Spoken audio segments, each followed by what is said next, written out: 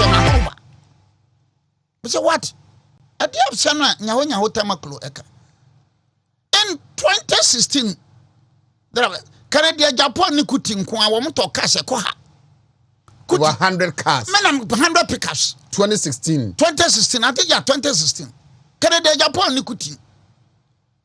I say he paid NPP $3 million US dollars. And they 90s. In 92. And they 90s. $3 million US dollars. 90s. In 92. And they 90s. With interest. Tell me, paid 275 constituencies in Ghana. Baina Canada, Japan. Na hunsun sansuwa nko. Me wabaumia, me ya compare ma baumia. But doesn't mean say so because some etia baumia competitor be. Now I have knowledge of it aminka. Na nya tamaklo. Oh, in 2016, one Mahama and in Ibrahim Nunamonam. Wafere. Naniu. Wafere. What? Naniu. On what basis? On what basis is Naniu? No, we need to be serious. So what basis? Because nya tamaklo like Dr. Udakubrubi. MPP for you mwefrim. So Canada, Japan, Begina, Ohia MPP for votes. Now, what do you say? When you are crisscrossing with your brother, your cousin, your nephew, your dear Ibrahim Mahama, and then President Mahama, no, Oheneba, and now in Central for against you for a founding member. When are you founding member? At what point in time? Or your founding member, or your founding elder? Yeah, you know from MPP. Please, they should stop that. Oh, my, we say, oh, no, PC in Kakra. What PC in Kakra saying? Only to work in the Japan, Jama, and PP. Teachers are printed. So, please, I'll come back to Atlanta. Campaign now, yes, starting. Mama, campaign with due respect, with civility and maturity. No being no be at no being consent, no be. Of course, Ubetiba can be to straighten your be I agree. But so be did you be at ma. Nyahonya hotamaklo wote or na wote wa wonka MPP ho na wo ka setia Canada Japan onu Canada Japan na no mo say not about 9,000 bags of rice 9,000 bags of rice no ano nyahonya hotamaklo mo don olonka kroto mo olonka ma me nyama kurase suban no e kurase fo do ko olonka ni bebehu olonka otomo olonka kura mo bi MPP ni bi please for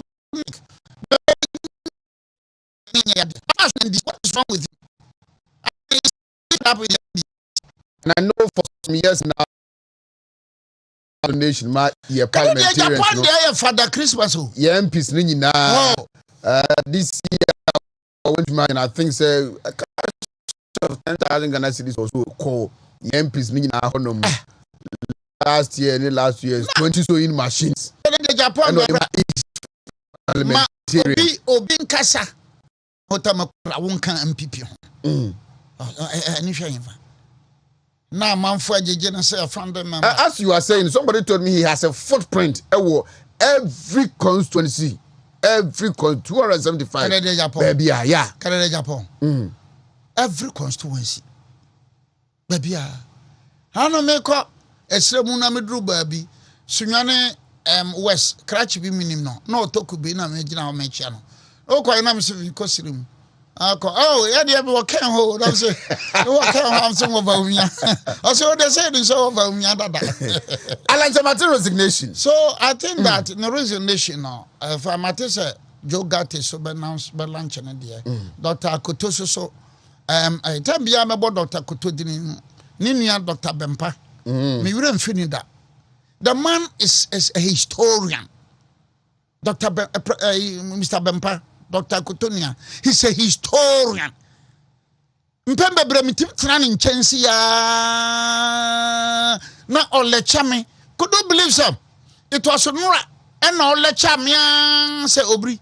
Makan wadiano trend no. Mem yobi amro na me wa family ni obi atemakasa tubi.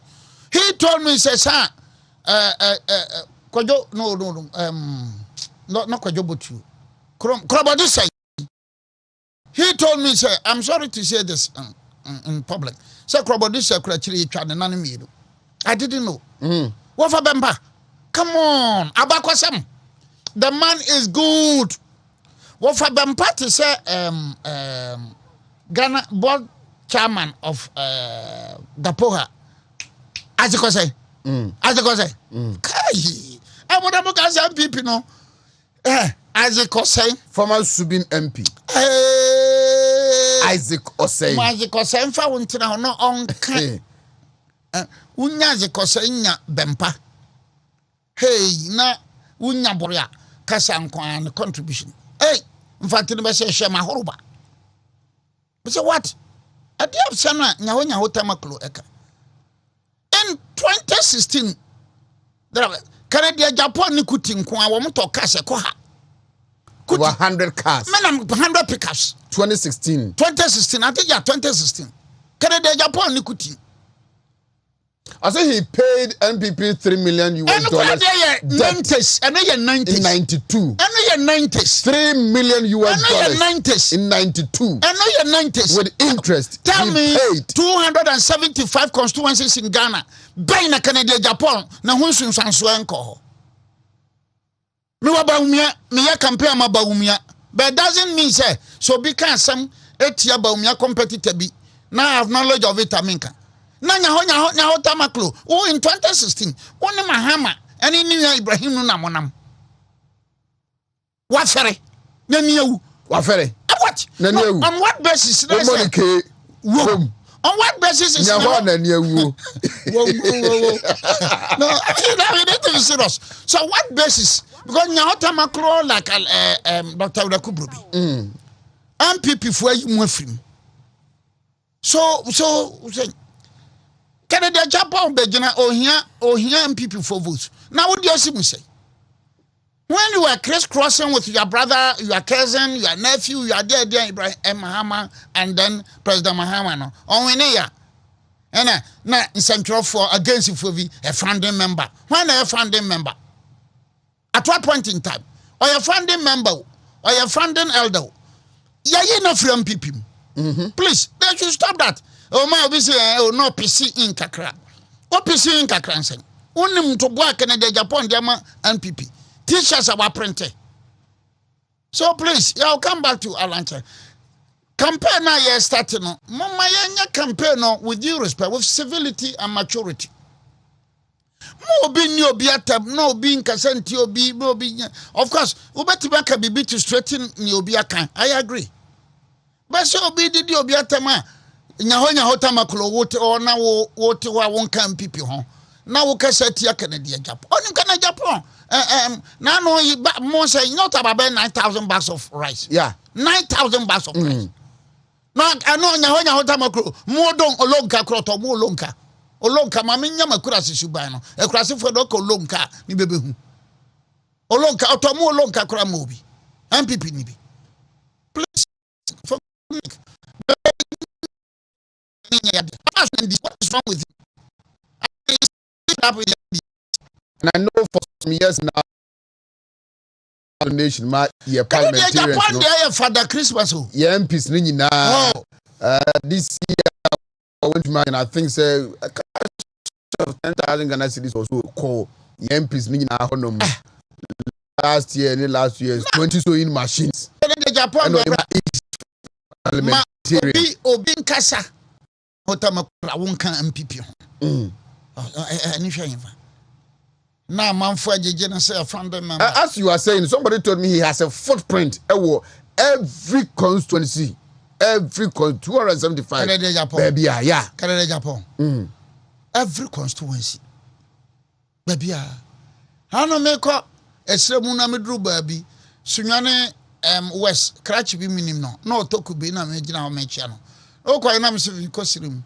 Oh, yeah, the other can hold. I say, what can have some of me?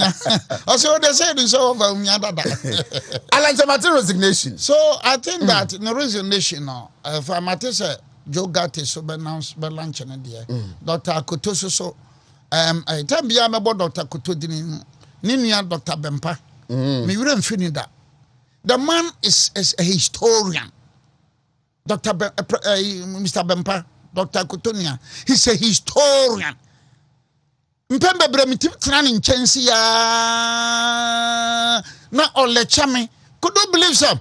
It was Nura and all lecture me say obri makan wade no trend no memie obi amro na me wa fa me ni obi atamaka say to obi. He told me say sir kojo no not kojo botu krobody say. He told me say I'm sorry to say this in public. Say krobody say kwachiri twa ne nan me. I didn't know. What for Bemba? Come on, Abakwasam. The man is good. What for Bemba to say Ghana board chairman of Dapoha. As you say. As you say. Kai. I would have got some people no. As you say. Former Subin MP. Isaac Osei. Isaac Osei fa wontina no on kan. Unya zikosa nya bempa. Hey, na unya boria kasa nkwan contribution. Hey, mfati no be share ma horoba. Be say what? Ade option na nya hotamaklo eka. In 2016, Canada Japan ni kuti nkwan wo mto kase ko ha. 100 cars. Men 100 pickups. 2016. 2016, I think 2016. Canada Japan ni kuti. I say he paid NPP $3 million US. And 90s, and 90s. In 92. And 90s. $3 million US. And 90s. In 92. And 90s. With interest. Tell me, paid 275 constituencies in Ghana. By na Canada, Japan, na hunsun sanso enko. Me wa baumia, me ya campaign ma baumia. But doesn't mean say so because some etia baumia competitor bi. Now I have knowledge of it aminka. Nanya ho tamaklo. Oh, in 2016, one mahama and in Ibrahim Namonam. What ferry? Nanu. What ferry? What? Nanu. On what basis? On what basis is no, we need to be serious. So what basis? Because now tamaklo like Dr. Udakubrubi. MPP for you mwefrim. So Canada Japan begina ohia MPP for votes. Now what do you see me say? When you were crisscrossing with your brother, your cousin, your nephew, your dear Ibrahim Mahama, and then President Mahama no. Oheneba. And na in Central for against you for a founding member. When are you founding member? At what point in time? Or your founding member? Or your founding elder? Yeah, you know from MPP. Please, they should stop that. Oh my, we say oh no PC in kakra. O PC in kakra say. Only to boy Canada Japan diama NPP. T-shirts are printed. So please, I'll come back to Atlanta. Campaign now you're starting no. Mama yenya campaign no with due respect, with civility and maturity. Mo be ni obi atab, no be nkasenti obi, no be. Of course, ubetiba can be to straighten ni obi akan. I agree. But so obi did obi atama. Nyahonya hotamaklo wote or na wote wa wonka MPP ho. Na wo kasa tia Canada Japan. Oni Canada Japan. Now no more say not about 9,000 bags of rice. Yeah. 9,000 bags of rice. No, I know nyahonya hotamaklo. Mo don olonka kroto mo olonka. Olonka mami nyama kurasi subano. E kurasi fo do ko olonka ni bebe hu. Olonka otomo olonka kura mobi. MPP ni bi. Please for what is wrong with you? And I know for some years now, nation, my parliamentary, Father Christmas, yeah, MPs now. This year, and I think say a cash of 10,000 Ghana cedis also call MPs now. Last year, 20 sewing machines. Parliamentary. Obin Kasa. Hotamakla wonka MPP. Airport. Now this time no, and this year and this year desperate. It is a young shot me and to 3 and ye. Pa the NDC don't luckily events NDC ba power. One shall go about 42 near for second. What you say? Because MPP need be cry once and by his own see the trend. So Alan has resigned, Dr. Kotonso so are resigning. But yeah, I mean tie in with Abu Jinapo as caretaker. Initially it was the Ken of Furiata. Yeah, I think that with due respect, and with all humility to the president, that decision said, constitutionally, the president was right. Legally, the president was right. Politically, it was incorrect. Constitutionally, the president was right. Legally, president was but politically, it was wrong. Morally, it was wrong. Morally, yeah, morally, it was wrong. Yeah, for the party. Politically, it was wrong. Yeah, why? Constitutionally, yes. Cabinet minister niwa, another cabinet minister niwa. Legally, in law, cabinet minister niwa, but politically, no, it was dangerous and incorrect. That discretion was not well exercised. Why? One was a minister for finance and economic planning. No, Dedaba, so when you meet Dedaba, his own MPs, better yempeno, uncle. Sebe yekoso enkosu eno de danche ne enti se wo kosesa and I know Monday general secretary was here Ekunya Otisiana or not so my good friend Houston me busa no about MP's new position was say there is a roadmap and roadmap no omu follow no kakra you know the expectation is that ebedru ba bia papa na beko then we dey another minister how can say kokko actually so in the light of the roadmap, in the light of what has been agreed upon by all the parties, it is expected to say he will leave. I'm not it's not fair. That is politically it was dangerous. Morally, in terms of politics, it is sending a wrong signal. So I am happy, sir, actually, my best son. But who said the advisors of the president ought to have prompted him. They should have. They ought to have prompted him. You think they did not? Well, I don't know. I can't tell. But speaking for myself as an individual, meaning because you don't believe he did it on his own? No, men cancer. Men cancer. But I'm saying, sir, whether on his own or by his advisors, I'm sure be now be on TV. Or send a road map to send your General Secretary Betana. Knowing the president as an astute politician that he is, very consummate one. He's a human being. But are you surprised this? We can say mistaking kitty wink because do you think? I think they should have exercised more. They know airport.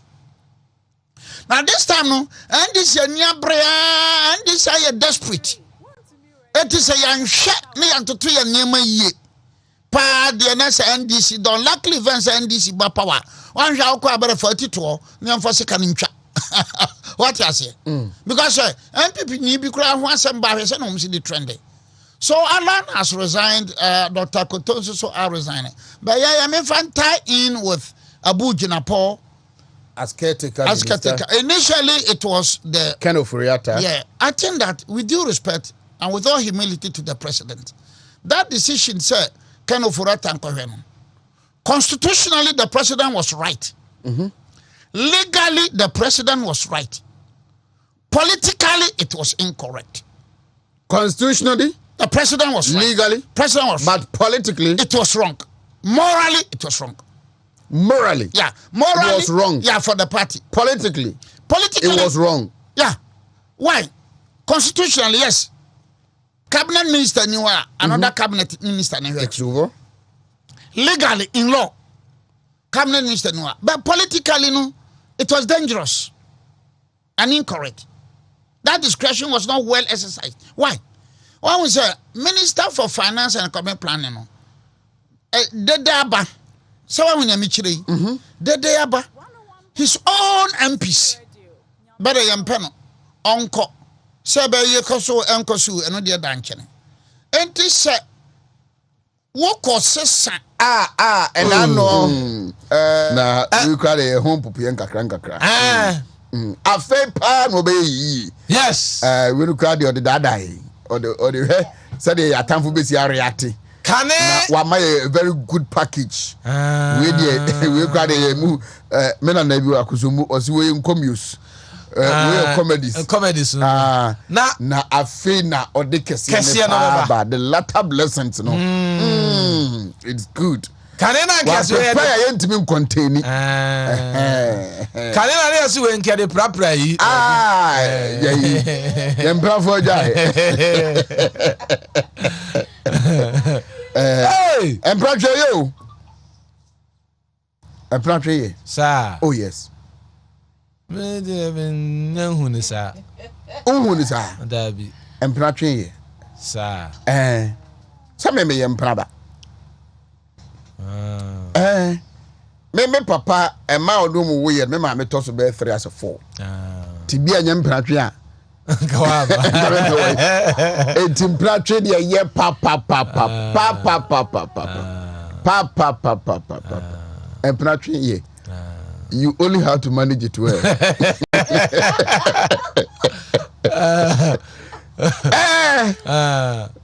za de ndे sanity ati nanu mo bi bisa se ti Solomon I am a product of grace through mpratwe in the Bible when Nyankopon pa dono e wo Bible no mu a untimi fa sansem we bi mfa omo why those that the Bible describe say Nyankopon odo mu na oye niema kese ma omo no it's about how you manage it it's about how you appreciate it those times no o dia why why na ne baba akona tra ye why a me branza no menya bi is it David is it Jacob krampo de sero musiki kana je say na yiri nia o se wo na mepe o mo se somfie nson o somfie nson wie ye no o mo se ya mamre mu de keto no nware nya panyin no o se nya mepe mesa ye mfie nson bi o mo ankasa ni nia ba wo o mo ankasa wontimi nware ni afom ye you see odwene ho a onti ase and what it is about you know how to manage it appreciate it and take the good opportunities out of it because some people honma odwene ho a ensisi so nanka enei senka wo pa no akware asoba o se da bi mahu ba ko bi aka won na mepe no ti mo mfa na nka me ho ka be hu the radio for the be okrum ha no wo na waware anuafo no ene ma me no so de ne mam yenu ama ba ma ba ko no ka mbati okrum ha no e be posa mo say yi no enti hwan David Jacob Abraham kwa de na nkom de brofo be describe ne say mutual understanding na say mutual agreement sana nkom de brofo be kasa fefa ho a but it happened Solomon Noah Noah de no na manfo bisa senti Noah de no ka wona ne na busu yanko ano de na nipa dore ye ne so de yanko ano kom se yanko until you see sometimes you don't have to attempt to say you understand God. Yes. Listen that nipa beti yanko pon as no nya me biu. Look at what happened yesterday. Police ni. Ono ne yire ne ba. You think o tenese no? Dabi. And also you think say e ba say onya ebia nyina so ba akubi France Nyankopon obra sa de eni say esia nkonya bi. Nkobenya. We dey inform so ye bone say kra na onya one single thing to plead to God. But I see akwala onye hwehwe onimu hwe aboso sama me ne papa no mpo na ya mfom so akwala no ayede akwada no onimu and sometimes the situation that you find yourself in don't challenge God on that ye wa from die jade aka no manyame sure when people want to understand why your God will provide an answer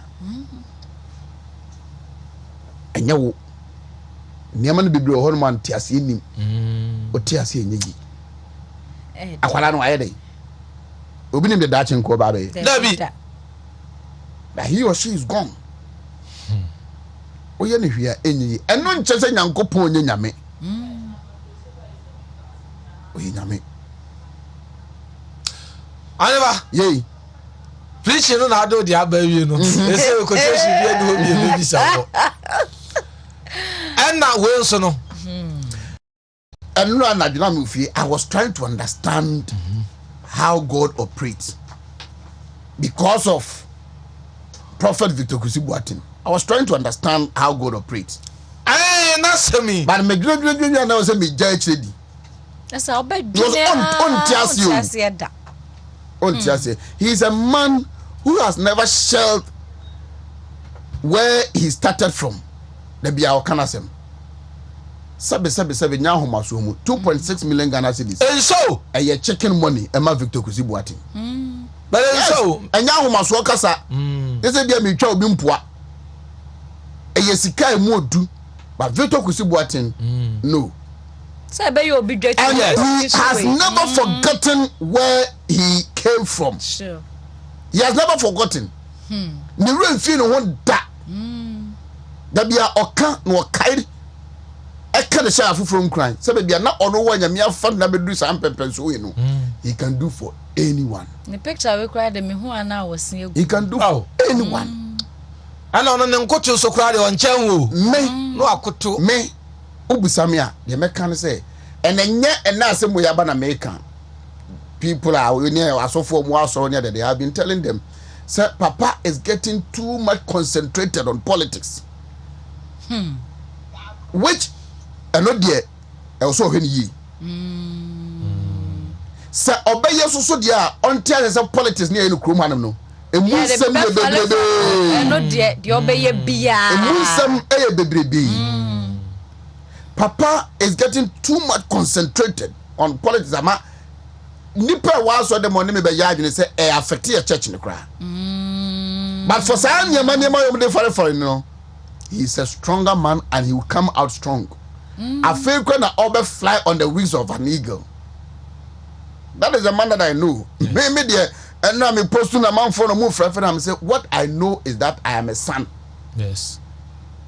I could see you do. Send away Kohensani, send away Monatofo, so ye Jamani, so ye why. I don't know woman. Yes. Me papa no. Yes. And I have to play the son role. Yes. He is my father. Yes. Oya Victor Kusibuatin is my father. Yes. As some no more can say empo ayanu krempa. He will continue to be my father. Yes. And I'll be forever I'll be loyal to him and defend whatever. But no more cars and the to say no credit. Yes. Sir, Dr. Paul Diaba. Board no. Aba be you mo ho ano kire se. O dey no pay be come na many Dr. Jogdon Fair among come. He is a development economist and a lecturer. And debt exchange programming, especially individual bondholders, about extend the deadline at the 31st of this month, January. Mami Musa Dog say if you sabi ya kopim 31st, what is he expecting the finance ministry and this all other stakeholders in so be dog marche apomie ya minia give you aboko na me na dum yenso ye ho ye e wa hanom pa enra ene na ene nke nim say akonya wo hono ma individual bondholders yi say ombesi ginaye say dia buy person oye no omudo mu be wram anaso mu fo mu nwram.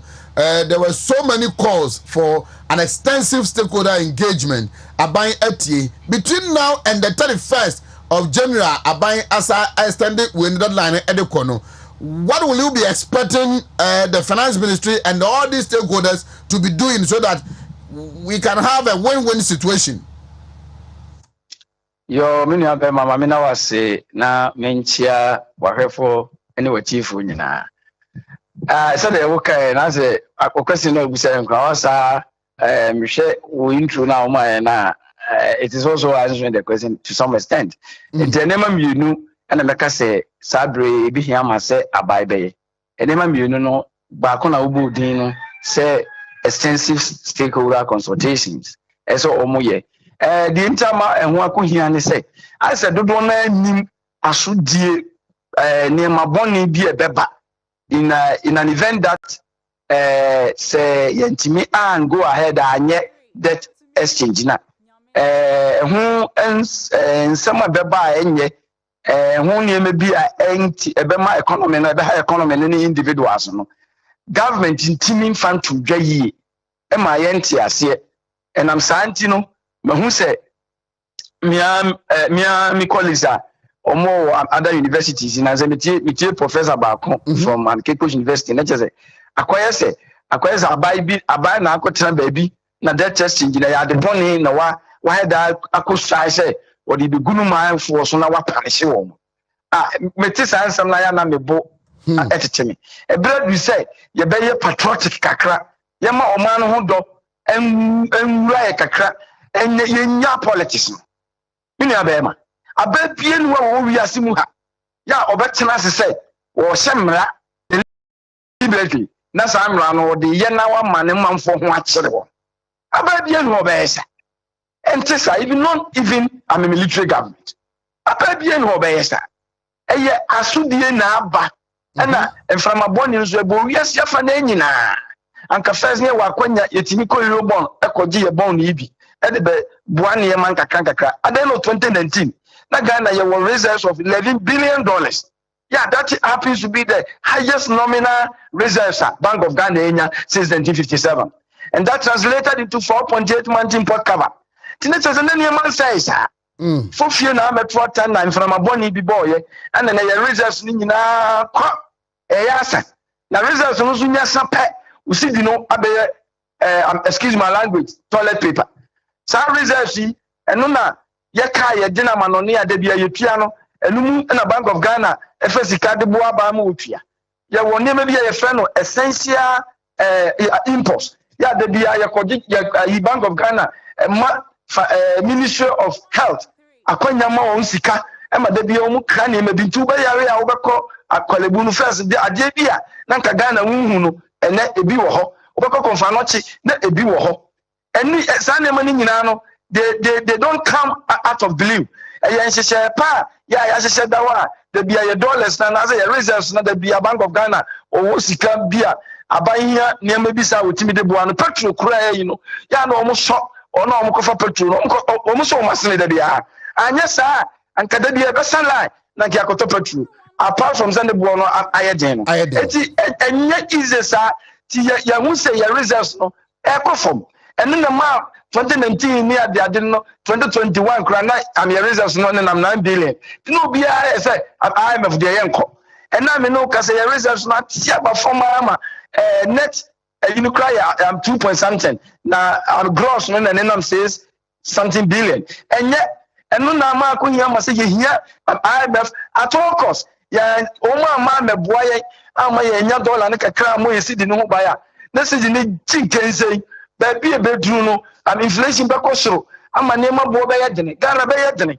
ona ne wa ye dendenden so ompene bondholders any ade ne ona also onu kusipa say mema omompene no de be sini say omu sika na onso omo bo ho buy ne no sika no ba be valueless because inflation no kosoro ama nema bo yedena usika na da wa investment na we ye dede say obo ho buy no say investment no in nominal terms no e be drop it entenu na abayin pese beba enti na pese yen hihye ne IMF ebuana omubebua ma ye balance of payment reserves na depleting no ombema ye kakra ma ye de yatum IMF hihye ni nyina ne ba pese omuba ni nyina ne say omubebua ye no omubema ye dollars yi kakra na de ato a Bank of Ghana na abo ye sidi no buy hihye ni nyina no in absence of that no e de na besie sidi no betimi depreciate ama sidi ni value no be say sidi so say ya ni petrol bo ya dene niam ya kana amanone ye di amanone niam pa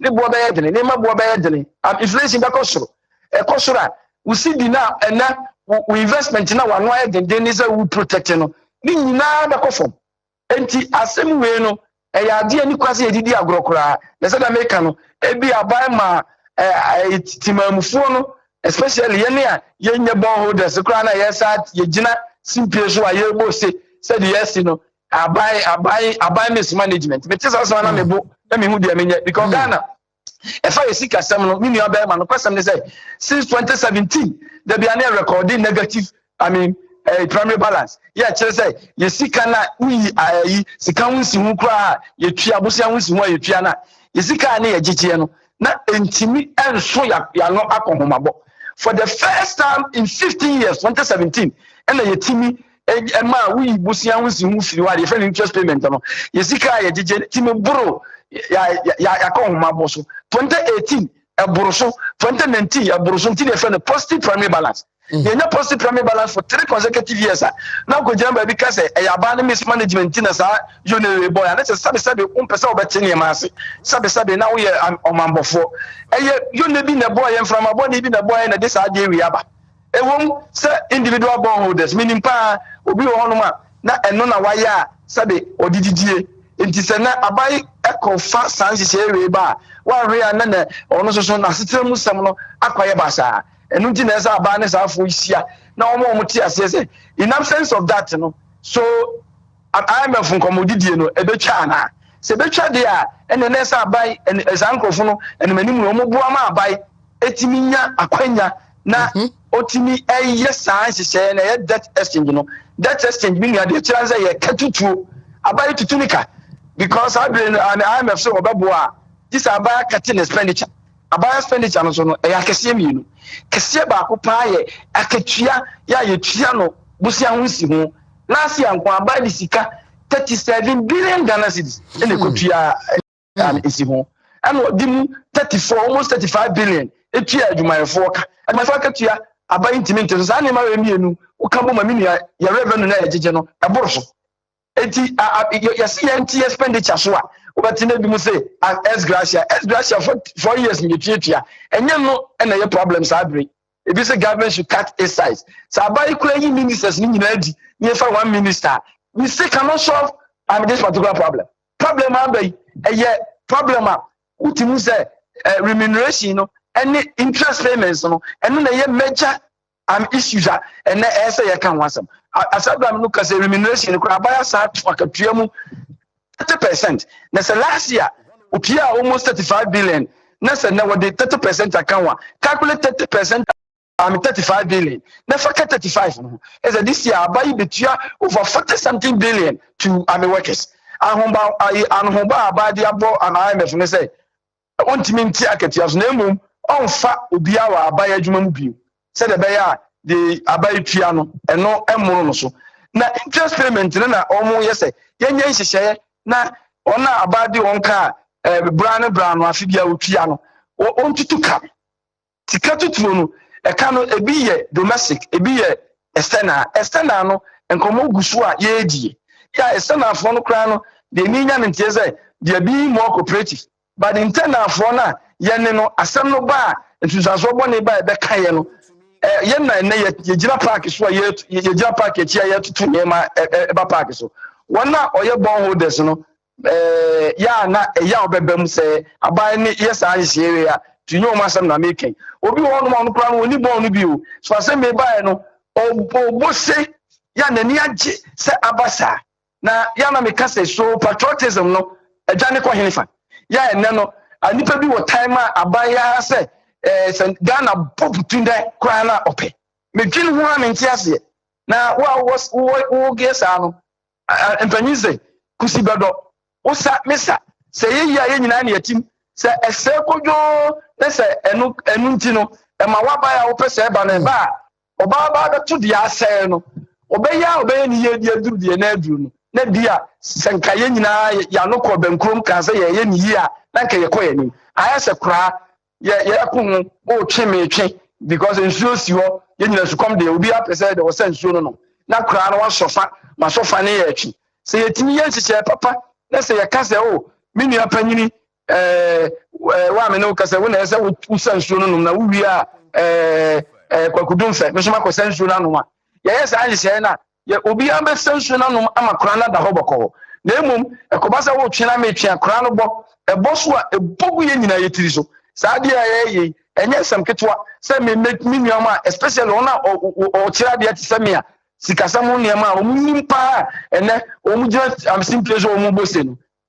kra no ba ebogu ye nyina ye tiri so yenyansam bi a yekeka na no metie professor bi wo Campus na me ra ho pa yenyansam na yekeka no na yenkansam be hye nkura ona obelusu something because of that exchange you know we have to sympathize with them na yemma ontia says anko esanso let's say an IMF deal na anko so a ene o investment kakra na kura da ho a o protect no enu nyina abeyera eno ne enkomodi a ese die ma ontia ase yade enso so ankoba saa eniema entimi enye yi se wa ya sacrifice bibi a yentimi nya bibi timi nua be ma going forward no mesra ban say enkomodi die no oma no ento jopa na die hia pa no oma adverse consequences say ya nya that exchange na die ne beba no san komodi ne nse da ma abontene pa me no ka say me nse da nim too much say that exchange na ma an IMF no would it be the end ye me nse da nim abai mra abontene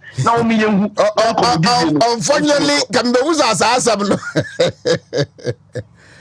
ma abontene enti yenim de ye nyina we are all speculating speculating because nan ka abai nyen hihye se okoye that exchange an IMF says na did that exchange number na de me yan say ye nuamu bi abere bi na omu South economy ne ye wo reserve kese na omu boss say chinchina ye nko an IMF no na omu fi say an IMF no ko ya me asaketa ma na wada ne ye de papa ehu minim sankofo ya ne so mu say just simpie so say that exchange me ma ye member aban ye na aban no so de ko fa bae yenim se IMF ntina that exchange aba una na wo se yenkom na satam kura na nkeni kwase yekono na mo bompa ye prese yenko denden se be amanfo be ka se baby ye twam ye ko IMF na necessary we mu siko se ye mo pompa draw ball no ye be ba ma na ye draw ntino mo pre ya bompa ya na mo pompa ya ba na mo pompa ya ba mu no mu fi se na eye kwa because April 2015 na ye ko ye no na shise bebrebe da ho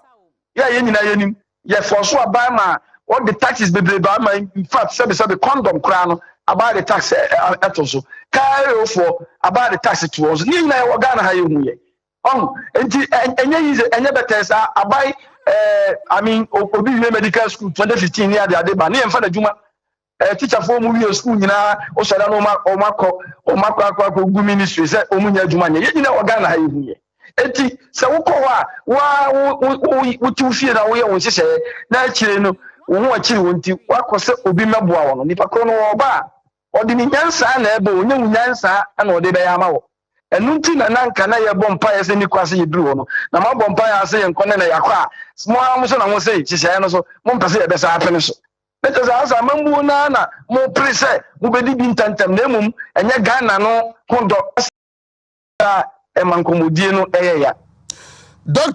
George Domfe, a development economics and a lecturer at University of Ghana. Doc, that's an pay. You mean Damas? That exchange program at home come on any chance ye and pay a very remupa. Na ye din komono mo. Fokonia so I fine. Boko evangelist Oheneba. Evangelist. Eti ade na tie no. Dem na wotenyin.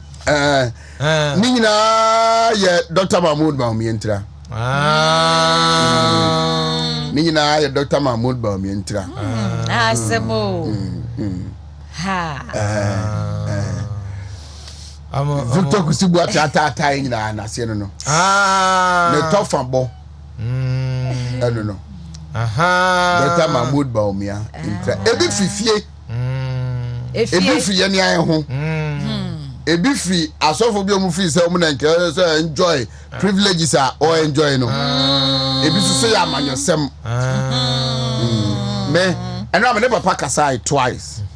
And then we share me catch no. Say is either or yer for what politics is entailed. And I say Ghana politics is entailed. No be krale nyame no be nyina ho. Oh yes. Nsene so be kwa. Bible bia ye bia free there sa onyonko fro no na. Ya twe sign. Obi so da twin mu no. There are some people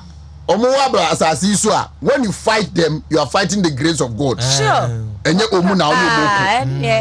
nipa bi wo ho a se wo suai kon wo mu so a enyankopon adom ene wo suai kon wo no so enye nipa na wo de wani ehu no your korokoro eyes wo di hunu no yo nyame ne ye boafo yankwai enkafo sesai enkafo socks ewo krom ambassadors ya bande ne aba ya mpaboa no sei na ti o oh me de ase no kra na ya makwa dem na wotinyin moto mo de kwa me de kare na ma no ye de eja se acha fese ne na ebia wawo ebi kra na mo van de ma na bia nu no mata amana sa nton so say ye man bi de ba no tutu tatai okay eti ye enkampa boa socks no afe na wo ba afe na wo hwe bie afe na wo se ne kwan so atobi gu ho no mo wai emere no ana eda ni yo ye koyenim we ne mpaboa socks ewie ye mrei eboa ye ma no amommo tutu tatai won antie wa bra won prepra esanse mpaboa socks eno a eso ne nan mu den asiempa wo gina pinti we so ye afia no wasi on se de mesi abuka mu no usi ya mframa fam ana wo na wo de shankra ne kro Oheneba wo wura no mbuofu to monkanka wo sad ne ye ton ye mfa ncheche manafu bisikani pa mafu wo asande meje zo hia baako ano se de wo don se bisikani pa mafu papi eto pese bia wo to bi ma no so ase afasa toche what touch no eti na ebusia montutu bi na monton ti so Oheneba say mafu wo de ya no wahu amba mafu jai ya beto baako oyesikani pa sikani de o de mayefia wontutu di sie ya se aboa de pe kokwa ya na de no wontutu eti ya be cha de baako enkampa boa socks etufo ne titru ne ehiamwo yesi momra na mommetu bi mfangu mo so tomu na ya ye pe ne baako atonno yenso yensanka biae etu de frɛ yesisi a mesitokro bia wo hyem bia de ehia ne so obɛfrɛ number we ofrɛ ya babia wo bia no ye bɛbrɛ obi amwotu agu store mu number no 0209 900 004 0209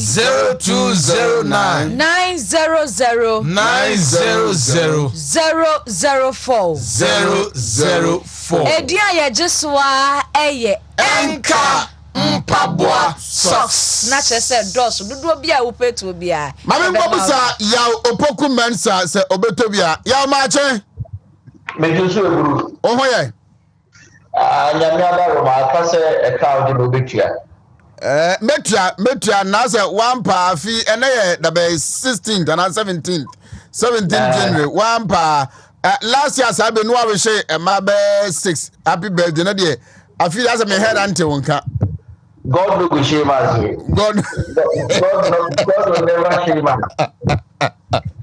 You mate computerized school selection placement system afino I want something to say yo mamenchia Ghana for you and teacher mamajid penny 80 am pay na omo share Wontumi TV na memo mafisha pa na menchia chairman so ne penifo enyina ewo efficacy afi computerized placement system bibia boko sese de ya shase a yedi ho djuma currently ayese yama adisuafo na kwanya se schools na omuchusi ye no omunko efidie ne so nkohwe se de omuchusi ye no eno na ewo so a se bibia asesan so a na ntempa na moyi asotre na yetimi ayensiesie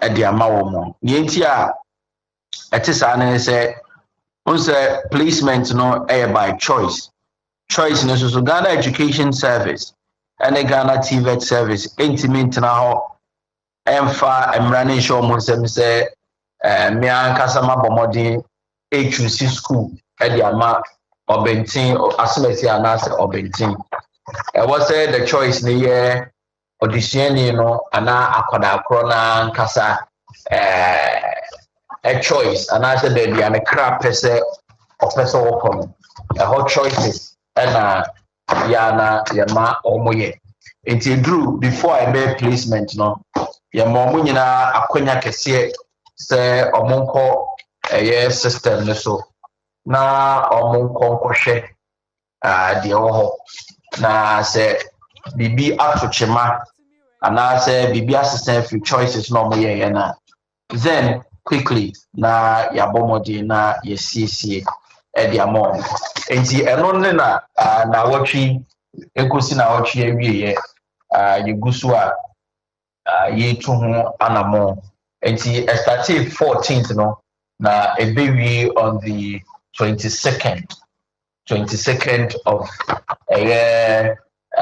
this month 22nd of this month na sa process no enti abofra no se okọ ade no so a de ben na o expect say obehu na like in Sembisa Bay, what will happen there?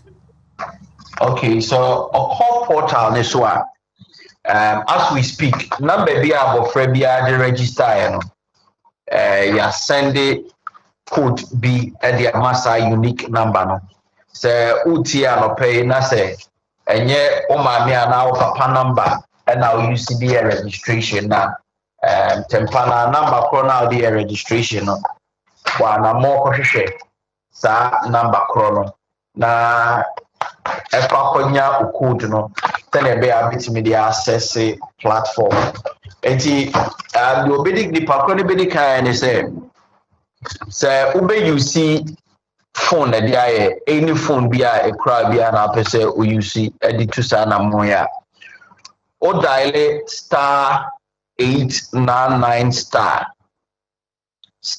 899 star 88 hash mami timu bi star 899 star 88 hash o dial sa number na portal ne ebebia ma no aka kiro say enter your index number na odi kiro BC no na wa enter sa number no e de aguso nti enter the guso e be say bia ma na wa follow ehyehyeye na all kan nyina nti ba bia be kwa kodru ne ye stage a schools na o choose ye no e be ba so the friend no portal ne so nti eba portal ne so a wo dia ne se obehwe se de wo ye ne hyehyeye na wo ye no ano no anase bibi asesa e de free mu a se wo hwe na se bibi asesa free mu a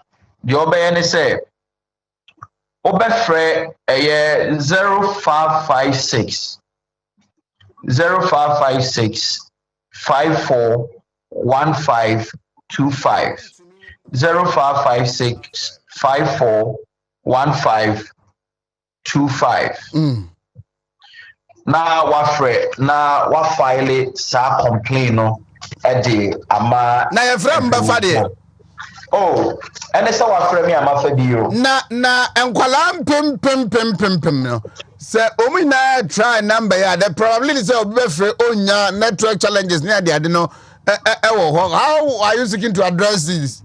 Enye nkola pempem free say adwuma na ya ye de nim say crojin bibia ensheda enne ho in terms of say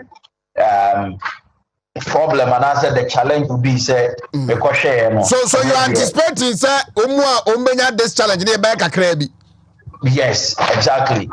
So that is what we are anticipating say challenge na beba no ensheda enye challenge bia esubia and you know one benya challenge in there. That is why we are saying say among friend number na me di 2 dwa no among friend number na me di 2 dwa na empanifo beje omo feel so no mo tie omo challenge no na afei de omo complaints no mo wono na omo di ama ni ISICC no but when you see short code na the obeti me and say oko abefon type video so internet ne so na wabo www.csspsverify.com www.csspsverify.com.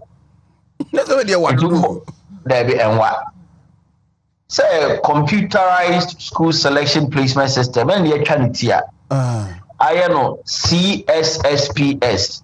WW the World Wide Web. And the UBS over now the CSSPSverify.com no atwaso. Until ubia among and also so a betro there was a way any code the mawo until ubekwa akudru baby abe click original selection form. Sa original selection form na ubehuno. What you do is say Oshana from Subi was a form now the oye and one.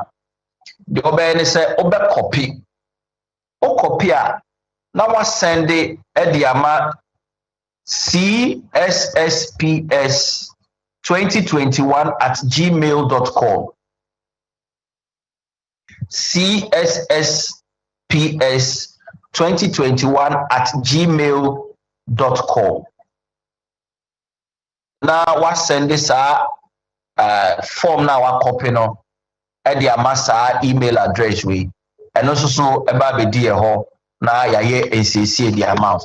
The year can say sa process ya ye and ne a year the brother friend say change bia any tracker bia and your platform a bit me akoka say oh me share you know na first na minim say or say Kumasi Senior High School a school papa say me combat me tena asidi me hu say the only royal school in Ghana or say Senior High School emum na se fata say e wo se me ko say na o say inti so ni masema America na say the only royal school in Ghana and on my body at church and now unjindi o de kan asem ne ko the unjindi there wa say entina waka say bia mepe o say Chichi Senior High School and untino old school no mempe biem uni akonya say obetu sa anamo the anamo the opportunity the amount ne say o the ne say obekwa akɔhwɛ system no na from Subi wo selections na wayɛ na afei deɛ mpanyinfoɔ yɛahwɛ ne ayɛ nsiesie kama ɛde ama wo sɛnea ɛbɛyɛ a wobɛtumi anya the only royal school in Ghana that is Osentrichi Senior High School ɛtumi akɔ. Ankwala omuni access to the internet no. What is the other option? Ankwala omuni access to the internet no na ebe you see the medical ID short code to send you you see mobile money no. That is a *899 *88 hash nana. So we need so cry phone be a cry be a bit me the access sa portal no na o the actual process this so we need access to internet. My main camera a phone sanche say process here is free. Yanje taku yanje sempoa bibia no honoma yagye ebi also my main opportunity way na menka enkyere atiefo enyina say ye appointee agent bia say onto sa anamo we mai the only agent ayenim mitimu biemo the only agent ayenim ene awofo nom ene enkwada na omokotro BEC no if we say ehihia ye free yanje taku yanje sempoa ana yanje kafre e free obia honom eti ebekwa akoya asefem say obi ebe take this opportunity way na odi akwa akobu omafo afa so obi ba chana so ka cho so agent our free Ghana education service and Ghana TV service ashare say oba be ye sade we ama wa misrewa entempana ma prosifo encheno if you say or your mambo for ebi also so ma me fa akonya we na me ma atiefo ne awofo no mu nyina nte se exercise we exercise mofra ne pe na enya dabi ene mofra ne pe na enya na emum eye awofo no ene ye ma no ena ewo se ye tenase na within sima enuma na enkosi enum pempo obewie bibia na chese watimi apa kuduga esra awofo se mayemfa dwadie enyia ya ho ano se se the situation is tie no na mintimi enye bibia na wo se mija akodi midwuma ene na sefo ntina mentimi endi akire no so when the akire ne anhwa me anye sisi bi ebebemu na so ye wa adwene se o twa ma placement number oba be di akire ase wadaje nyina entimesre awofo no se yenya daje 5 minutes maybe na ye ne mofra no and go through this exercise. And once you go through this, you will take charge of Obano education. Send a bear Obano Subunu say ampa. Me mamma saw Yamen Namneswama, me mamma so and Sabamubi to say the Musluga and Cassin Yamen Sawuno. Now our former Sonsa Abamubi. Right. I understand this year.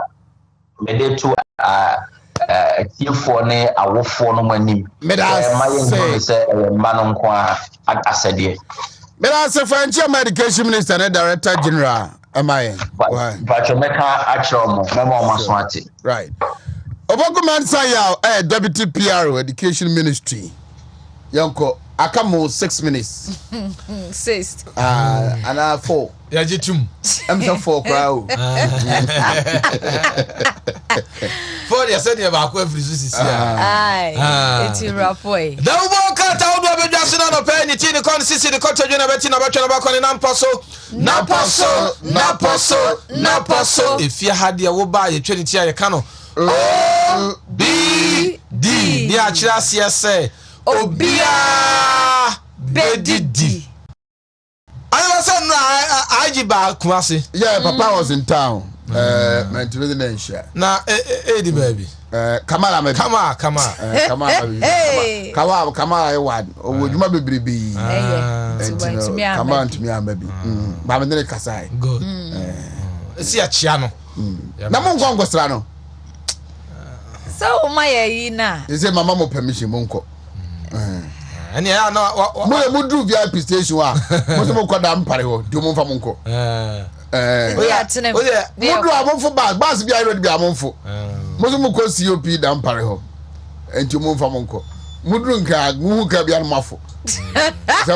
Moko, Papa. And I finished. Omudumbo. You. And I know I arrange to Ama. I come with 3 minutes. Okay. Young call Daily Graphic. Daily Graphic by ya, Nedia, what they buy and say utility tariffs, no. Say, Sion Kania Bono, a move page kakra 29.96%. And I feel so no 8.3%, and we issue 8.3 and you issue 29.96% and also a number one day. Now what the traffic light be abba. Now traffic light I'm say gas out and they say now we shall say traffic light pass and they say buakonkomu pa na that crebe muache. We are here we are sir. Minim say highway for na also mo hwe say road safety for na also mo hwe mo ka wasem do boa wo so we dey highway pe na ade aye say no say ahwe ye bedi ewu wo mo dey aba tim tutu mi kan konkɔ ye ni ye and you say 41,000 tons of gold and ye dey ekɔ akoto oil na I say aba enti no wasem e wo honum nti wayire fa no from enwo my God, say abedwa now say ora I say mamini can call Lands Commission there so Lands Commission and I say wo mu dia ba betuja che say wo mu ba bebubu ejapade a wodo esisi aban saase so nti ano ho asem ana odi aba betuja North Town na shebedwani ora okuja to ablakwa and I say wode sofopeni akọ Shraj Commission on Human Rights and Justice oduno na yes what yakọ Sene what we on Mami nko Ghanaian Times the Bokrata ne soso emwe na aropei ensem krono abi eno no so ede aba sa wo hwekrata na nim hono ma my photo sanfo ni monyafo kenoforiata ene da wono mo no krata fa to so aduonu e wo krata we mu ene ebo ho amane enkomodie no enrada ene hyase anopei a Oheneba to so domestic debt exchange no deadline no asisi ampanifo eguso atwe akọ ekire busumi we ya ye wo mu ya ne de twato na kyerese 31st no ehun komo ene ehun nsam so anopei krata no abomu enhwemu na ne fa to so 9 so ene dom kuma e wo mra hyebedwefi a onmonyafo Haruna Idrisu ene da no wo kyerese enke beya ampanifo nguso antwentwen so no mo kyerechire mu yie emanti ase enya adwuma eno so so wo ha sei ena afa Regional Hospital so ena ekoto asere mpanifo sei enke beya dialysis center we de na de metwa me komanim empanifo hwe na nka wo monsa enka bi e wo honomo eno so krata fa to so du baako ena ebo ho amane na periods impanifo so yenyina monkania ene yensu obu ampanifo kire se hwebe February boso me ne de dikan no a ebo kakra ampanifo pejembo no anope krata fa to so du mienu e wo Ghanaian Times krata ne monso e de sansem ne bi e bae ani yemfa bra sesem da bo krata Chronicle to asometiefo na Chronicle de biaba Chronicle ba ya wo se kokko akuafo Aljazeera report to be our deba ya no msi wo monyin sade ne ntum enti child labor hon sensem no say plan wo ma kwotena ba bia nwunade no na say utimi say plan work we nso so ye plan plan A min kofi nkotwa o plan B ana say meji na fichire mo ma be pop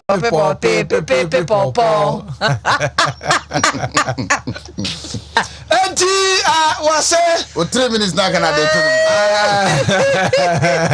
Ayba, that's how the kakra udidi o kakra udidi. Ana was also the atuja katafe to so ngotwe wa say wo perform suspended debt exchange program no nti no mon consult minority answer minority for na say consult wo answer nti wasem honum ana we so my fingerprint no wasem no eno eye afoko asem a wode aba betu dwa kire se adansidi a eno no Gregory Afoko Adams Mahama issues in the trial no yeah no se kwadu bokrata no hwehwemu o mo ye no na anya de ono no ne nsa wo ho nti eno wasem ene wo ho na nti Aljazeera pa ho ne head akotena ase nwene bibi ati se ye de koma wo ma nti ama man Ghana dini na miwe mu se yi Yanko the new crusading guide the Bokrata no ba no ne de bewie ena no pay na chere debt exchange no a eno so wa ha sei ena afa National Cathedral ho nsensam won so ena say bi mpese be ye no nti na ho nsensam bebre no na so beni Nyankopon koso ehira no because nyame so ade no ye wa wudi usika akoma bosia dia boa na wanye nsi ho na be wiase na dia de udi he ni nti wa set record ni straight and afa yesro on the monso kratafa no ne fa to so dun so and actually said DC boy bi so de ne sa kokka post ni any bailiff bi eno so wa ha say sisi ade yesi dan dodo no a e de ama posifo eno so ene wa ase ho no mo na kire say ye ba ya Yapon Mawi Monsore nkoi abara ngotwa umi ti dunkro Wontumi radio 101.3 sunie aha Wontumi TV Sky Water the premium natural mineral water medame ho aba me ba ene Tuesday Dr. Samuel Afriye George Akomi Shakbrobe eba betnasi then we talk Ghana live on your radio and on TV meba Kasankwan contribution. Hey, mfantini bese shema horoba. Bese what? Adi absana nyahonya hotama klo eka. In 2016, Canada Japan ni kuti nko a wo mto cash ko ha. Over 100 cars. Men 100 pickups. 2016. 2016. I think 2016. Canada Japan ni kuti. I say he paid NPP $3 million US dollars. And 90s. And 90s. In 92. And 90s. $3 million US dollars. 90s. In 92. And 90s. With interest. Tell me paid 275 constituencies in Ghana. By na Canada Japan. Na hunsun sanso enko. Me wabaumia. Me ya campaign mabaumia. But it doesn't mean say. So because some etia baumia competitor be. Now I have knowledge of it aminka. Na nya tamaklo o in 2016 woni mahama ene ni Ibrahim no na monam wafere na niawu wafere what na niawu on what basis na say on what basis is na na niawu no we need to be serious. So what basis? Because nya tamaklo like Dr. Udakubrubi MPP for you mwafrim so Canada Japan begina ohia MPP for votes. Now what do you say? When you were crisscrossing with your brother, your cousin, your nephew, your dear Ibrahim Mahama, and then President Mahama no. Oheneba. And na central for against you for a founding member. When are you founding member? At what point in time? Or your founding member or your founding elder? You not from MPP. Please, they should stop that. Oh my be say oh no PC in kakra. O PC in kakra nsen. Unim to boa Canada Japan diama NPP. T-shirts are printed. So please, I'll come back to Atlanta. Campaign now you starting no. Mama yenya campaign no with due respect, with civility and maturity. Mo be ni obi atab, no be nkasenti obi, no be. Of course, ubetiba ka bibi to straighten ni obi akan. I agree. But so obi didi obi atama. Nyahonya hotamaklo wote or na wote wa wonka MPP ho na wo kasa tia Canada Japan oni Canada Japan na no mo say not about 9,000 bags of rice 9,000 bags of rice no ano nyahonya hotamaklo mo don olonka kroto mo olonka ma menya makura sisuban no ekurase fo do ko olonka ni bebehu olonka otomo olonka kura mo bi MPP ni bi please for what is wrong with you? And I know for some years now, nation, my parliamentary. Father Christmas. Yeah, MPs nini na. This year, Wontumi, and I think say a cash of 10,000 Ghana cedis also call MPs nini na honum. Last year, 20 sewing machines. Japan, parliamentary. Obi nkasa. Hotamakla wonka MPP. Ani hwa yinfa. Yeah, agaidum na enye apam a eda ho ede ma ye Ghana enu Nyankopon no. NDC for sorry se kum omompre. Mahama ka se ompre. Na so Oma bia no akosoro woko England, woko America, woko Germany, woko Italy, Spain.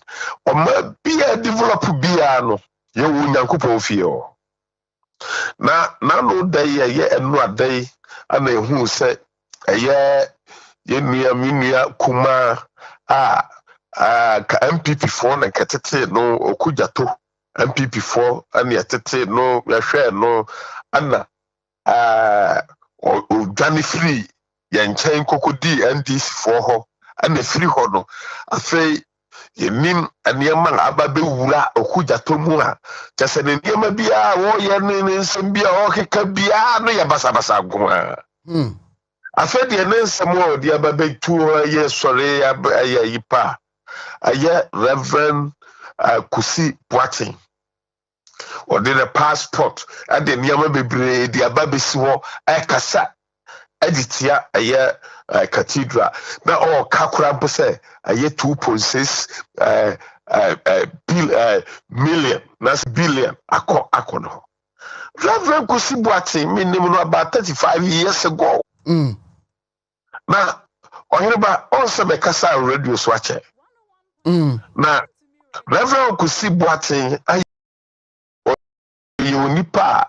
pepepe nanso so Reverend Kusibuatin a minimu no ye anya de a obema kwan amasa sika nketenkete na saa niema we say no aba na betwa fa no so na de anim guase ade abre no ode no ho na ato se ode no ho ba no aba bebo afode na saa aniso ade hunu ya onyankopon de nam na nado dankwakufu ade so ode ba no ode abehira Ghana na ode asia West Africa ni Africa ani wiase nyina no ono so aka ho bi na Israel ba no ono so anya bi sanya saa na man Kusibuate ye nyina yati kumase ye nim ne fie ye nim na asori ye nim aniema awowo ai bro saa aniema no a okujeto abrakwa apeso ye na me de aya na ye wohwe saa se obia no se de ositie no eno na ya no peso de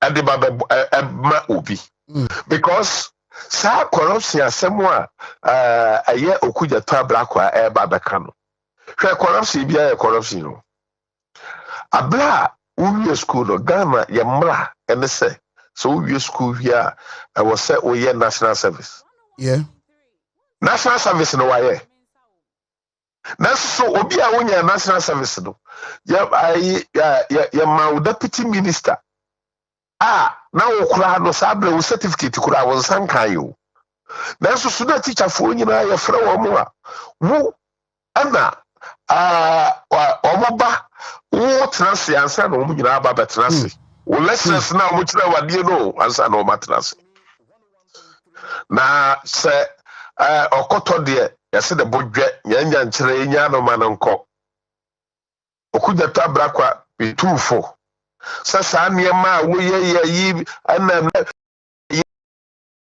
oje wo ho mena dodo se mohwa ade bia so obaka kofa ba bia no ode ba aye kokroko akwa wie ye pa de dade anu guase ade ama no ani NDC enti oguno ho ani masedodo eti we say no onyai forever onyai because NDC eba power wo enti obu ba power no unya kwa ba be ye deputy minister any minister eti sabre no na sabu wan say so de huru se mu be si onyankopon asore da na nka mu betumasi o aja se mu ma ba mu da eti yesre mu pa omontwi wo ho anya wo na nyankopon de soma wa ontwi wo ho na wo mo mbaye no omunye ana na me ka Zakaria 7:2 no abra onyankopon edi ma David mu ni ade na amanfo de niema ana de baaye ebi de gold ebi de jete ebi and silver ade niema ebi so de o ma ho den ana de baaye ana edi gu ho ana David edi Solomon edi gira so odisi edan no ede maaye anu abi na asie ye bibia na asie ate yesre no sa niema ni dede ne aningwase a moye yi no what I say tifi mam pasabe ono oye kramuni no otimi eyi sika na ode abre aye ode kwakoboa ono pa no what I say me ntuboa pa sai na ode akwakoma Cathedral no onfa receipt mfamra no famra mechre what I say na ho den efa what I say ase niema oka efiri na numu ba etiro onye ko hwa aye mahama de aye 2024 no obidim kuguo eto okujato awosenka wo bra wo ho ase na mra bi achi no Haruna Idrusu oba be ye mo flag bearer na ko hu mobo na ode wa ba be ye na bi di achire na nka mo ba na no mo ba ya bo mo be premium saso aye you no achire no ya ba hwe ekwaya ya ba faso na esu sesi ano asa wo sai wo hododo because mahama ntimi mawo mahama wanya kwanya aba the president libido obedi vice and we the president no enti no abra wonya akwanya no obia no oba foforo no a de ahode a wo no na odeba ayo omuko blaster for ko ya omuko fa akwa bi ese fedo se milo se nido se aye fence coffee de ba ye no o ka coach na mo fe milo na omuko fa milo abi na si ye Oheneba fi de se nyam go ase no ba fa bra o ma Ghana ne blasta nyina Yeah. enti John Mahama ya friend John Dramani Milo what I say Milo no kana ho enti dia no oba be say enfie nai hwe say ya to oba wia ya be 2 years ya fe bibi transition so we hand over no it take 2 years now they are your appointment ni ade yi nyina oye enu wia wo 1 year with the development now do another 1 year near the core elections Ghana yes say ya free 1992 and that's a fourth republic no there was na some motiva omo for me 1992 constitution no ade omo for me any it is obia no say wo ba na say anya de say wo mandate say wo be di mfie nwotwe no ani ade a anya de ekokora o eti wo hwa obia no oba no oba be di o mampanyi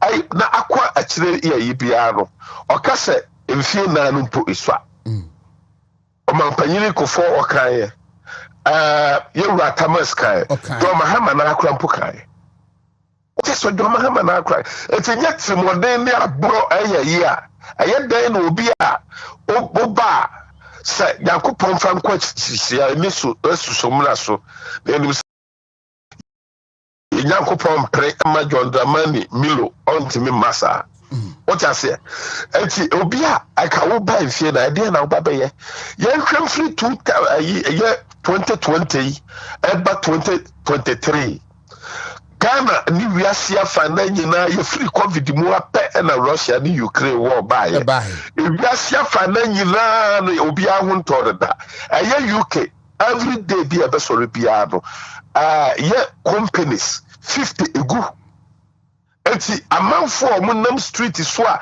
na UK so wonam kwan mu na se phones and the watch kra bobo bi baje aye Ghana na do dankwa Akufo Addo dan paria da muma oya wo bechew no discipline ana amagana adwomisi wiase afanda nyina ba bia wutu ekwan dia kobia obohu se Ghana now is better than developed countries and near kose yeko the akwakonchi ya homen anya na no da ya na broche for afedi omusika afa say year of retire say why year afedi Ghana no ba beji o mani waze ababe ye eti besra okuja tabakwa minim fi to kusibuaten eti mo mu na no ase so anya bi no wantimi afedi akwankoma na mengu na no ase asore da no so yebesi what I say, it can be delayed, but they cannot stop it. I saw it down no besi. I saw it down no so any part and I was here this show monsa no mercy.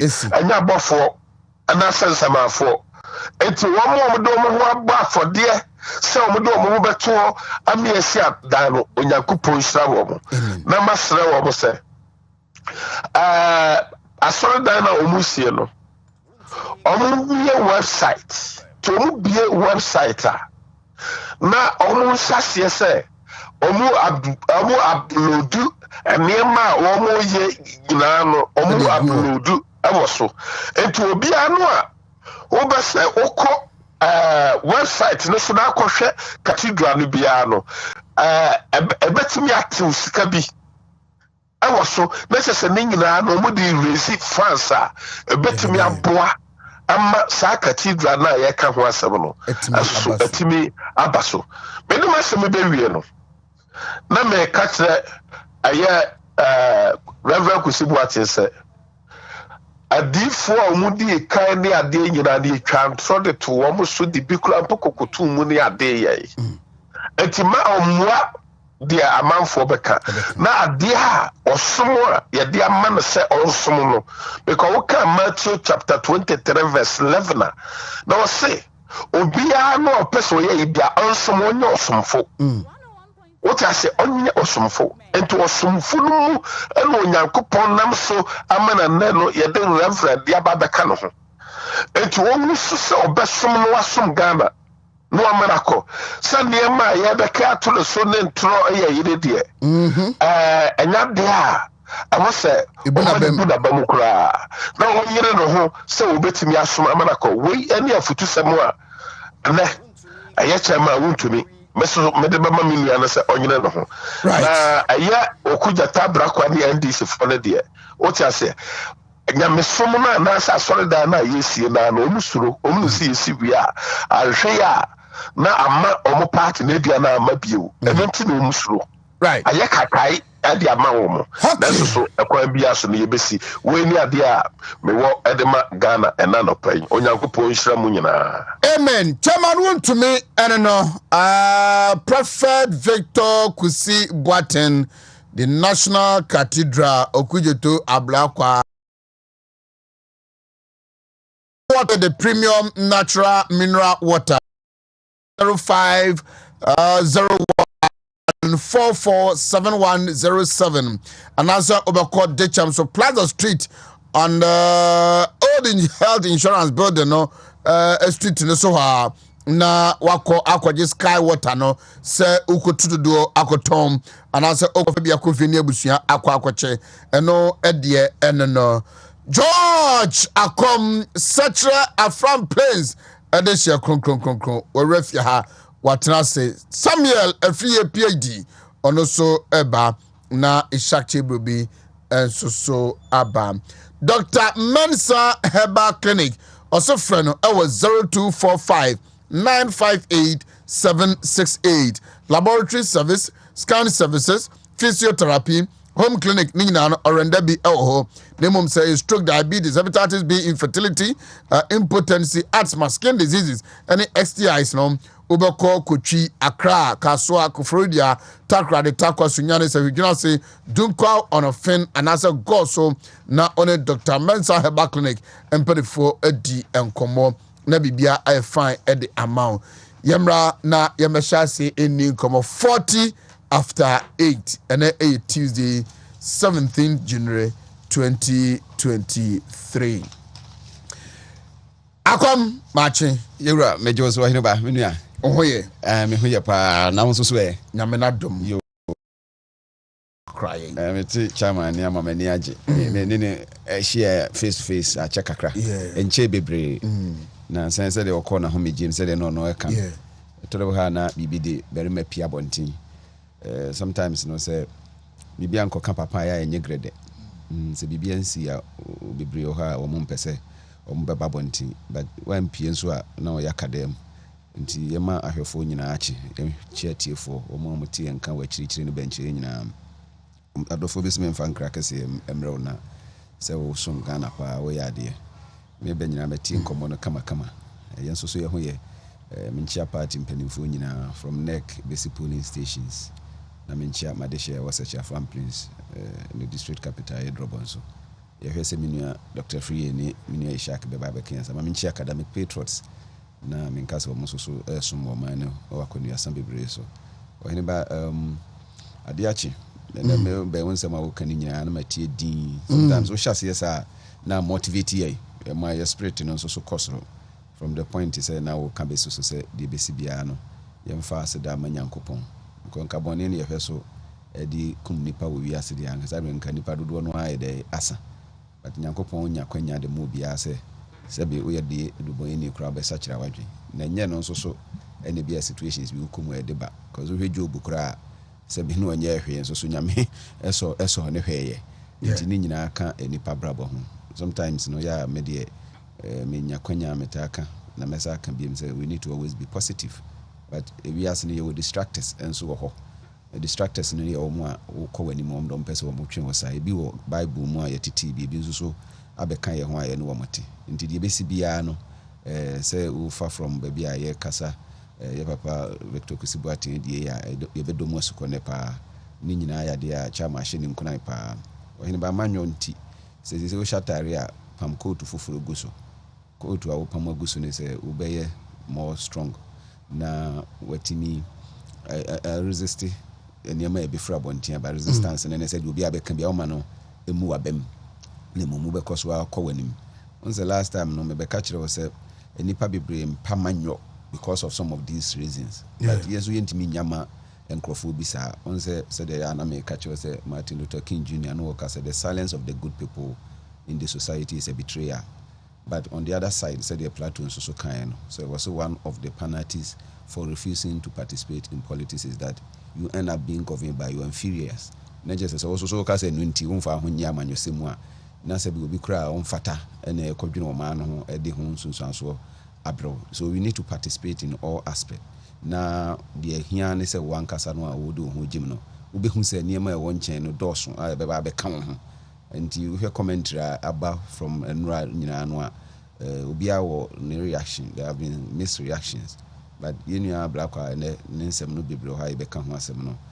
Mpanifo se ufifu so hu sama ade bebre bi o ha wo ya na ofi so wo ye ne papam enso so na hwa na ekwa akwa wi obo no bia nka se ma won caught by that whistle blowing agenda na say citizen vigilantism vigilante a opese wo ye no no gina say obehwese bibia obehwehwem but e be too much you end up becoming unpopular because nye bibia na ye ka bia bi o ha ye se okra hu a obegu anichi no krama hu a obepo nti o se oto ne bo ase na dia na ya werɛ kakra ne se ensɛm ne bebre wo ha Oheneba be sa babonti ne nya no kre menim ba bia the defamation bill na kwa akudru I think say moving forward ho na wo se yetimi ma ye hyemra no mketin but we hear some of the laws were ye free ho criminal libel law seditious laws are ye no a ni nyina ye niam bebre ho a some part ne binom ha se ne nya kwanya nke be sa reconsider especially part bia nanka mankrofo kwanya mo ntimi ni di president atem anyhow because oman a ye chechire ni ti obitimi sorry na wakeka ne epe akire omampani na nyefe but that said no ni nyina ye niam a ye num bi so a ye nya kwanya betena fidie so keka eno ne nkwara asua esi di odi akire asua di odi kan enantie but consistently as ye nua abrakwa opese de bia no minim so de pe bibi dia wanhwe ya obewi akire no wakwa ne kotibin enti won hwe yi se ensem bi ba so wo ye na ye no kra Oheneba obi mama hwe so benya National Cathedral for no statement ama me na menken kan na afi no good one iwia ya sign ato aso na ya hwe de mu kan kasa na aboa ye discussion no tino yeah mama here we dey to asoma mama comment Oheneba de me kan nyina ne say sometimes no I say obi a wo ban mu de ohun ahisi no obi a oni togini bi ayepe na nsem a ya na e ma wura ho say sometimes nsem obi di nka ba nkrofo gie no ba esene de beba bi si akire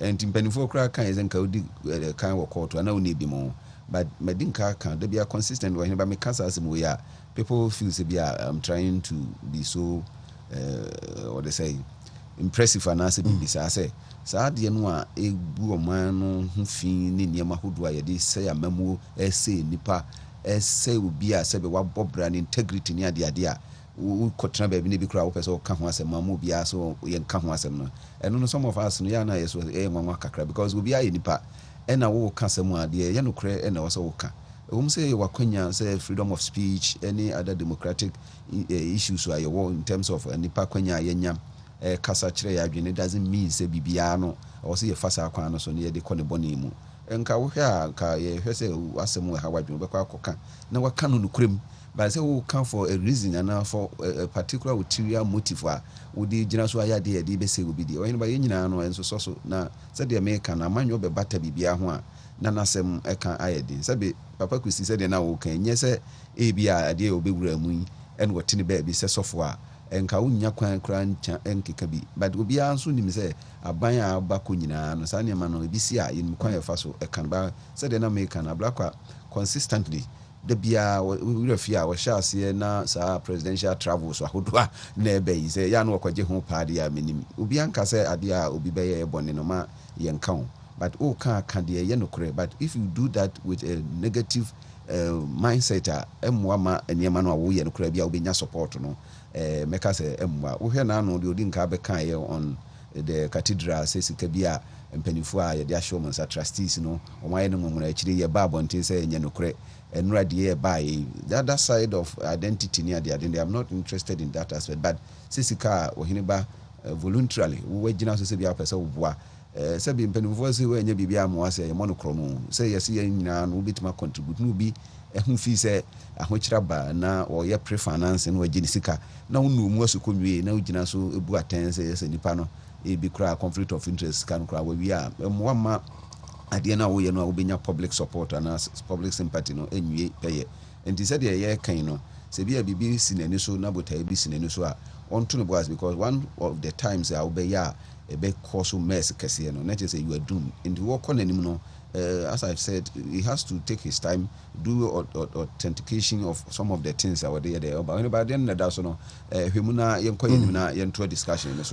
So it was released yesterday, and it reads: following the January 7th memo refutation of false claims made against the National Cathedral, the attention of the National Cathedral Secretariat has been drawn to yet another false accusation, this time and using information from the same documentation submitted by the Secretariat on December 15, 2022.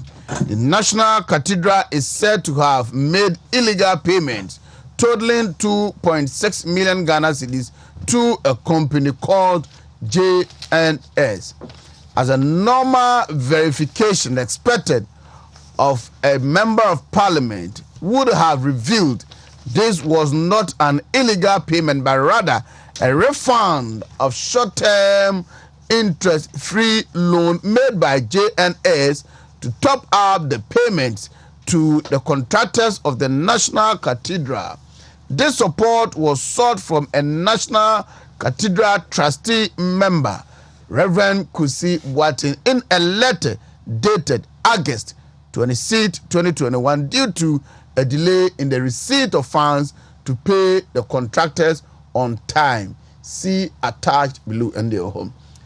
The 2.6 million Ghana cedis was paid from the JNS account to the National Cathedral account on August 27, 2021, following a request from Reverend Victor Kusi Boatin to his bankers, ADB.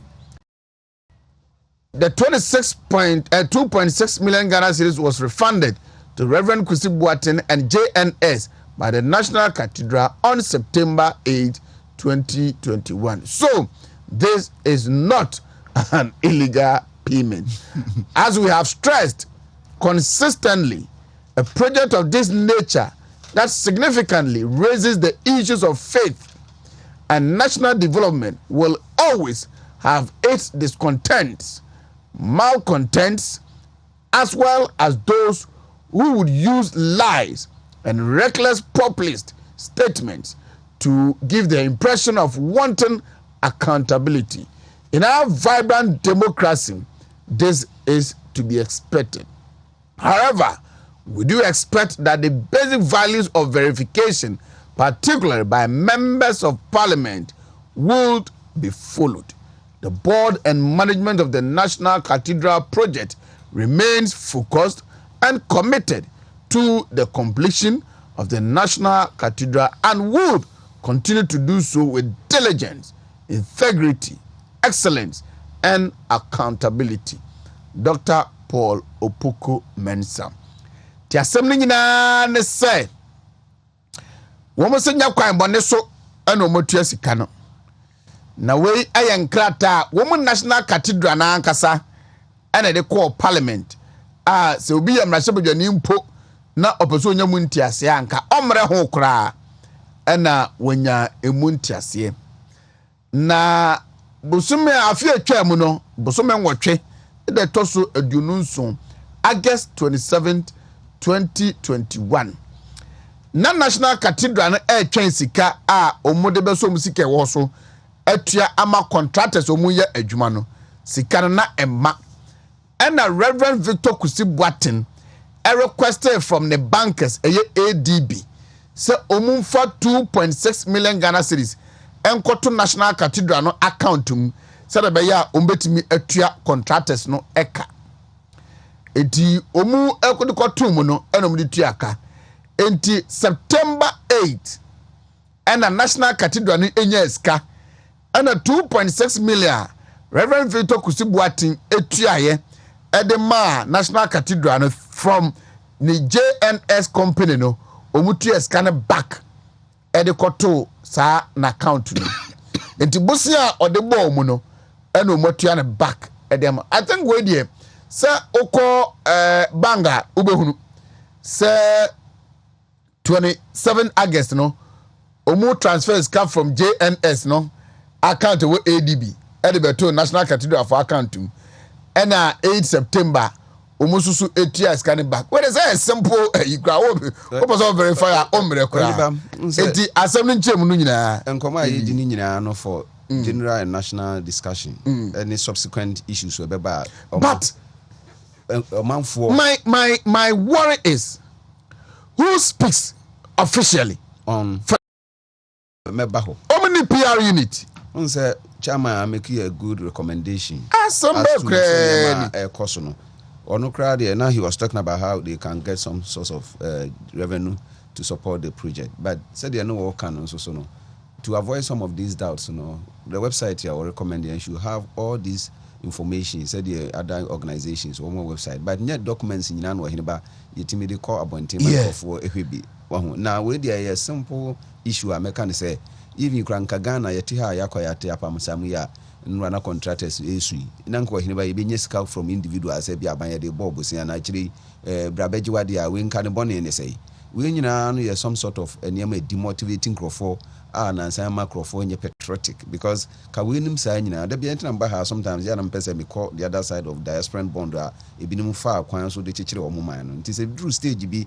ne bia omo pese omutu anamo bi omo sika ni so a ne obi se obabo ombusia no de ho na chirifo asem pakodo na ohwe sika no kra no wan fancy hu bia nsi hu ekoye ye ne yesi o wodi ye kra no de bi atoso no wo pemfa so a then we can say bia obi kra won kra wa mo the cost of the cathedral but one voluntarily no say o bia mo ho akire mo Oheneba say nkeni padodo to say reverend Kusivi wo senior DB boy project anki ya wi o enti we mu nyina ya niam a me ka kire say politics nti so obi ti sa asemu na one team ya no mo gina so na wo de akanse mboni agu aba no ho e say auditor general's report aba na ye no mu asuko na atwabo ato se o yes nkrofo bi aba no ko ye nhwehwemo mu disika bi without say on be hu petty issues e wo mu a e bi a document ko bi ni na 800 pages ni ade but that said I think it's hard times e Ghana for so ensemo ya yeti na yetie bi no yenso ye betase no ekwan ya ebeboa yes because I've always said say the me friend political misinformation disinformation is a threat to good governance aban ye bibi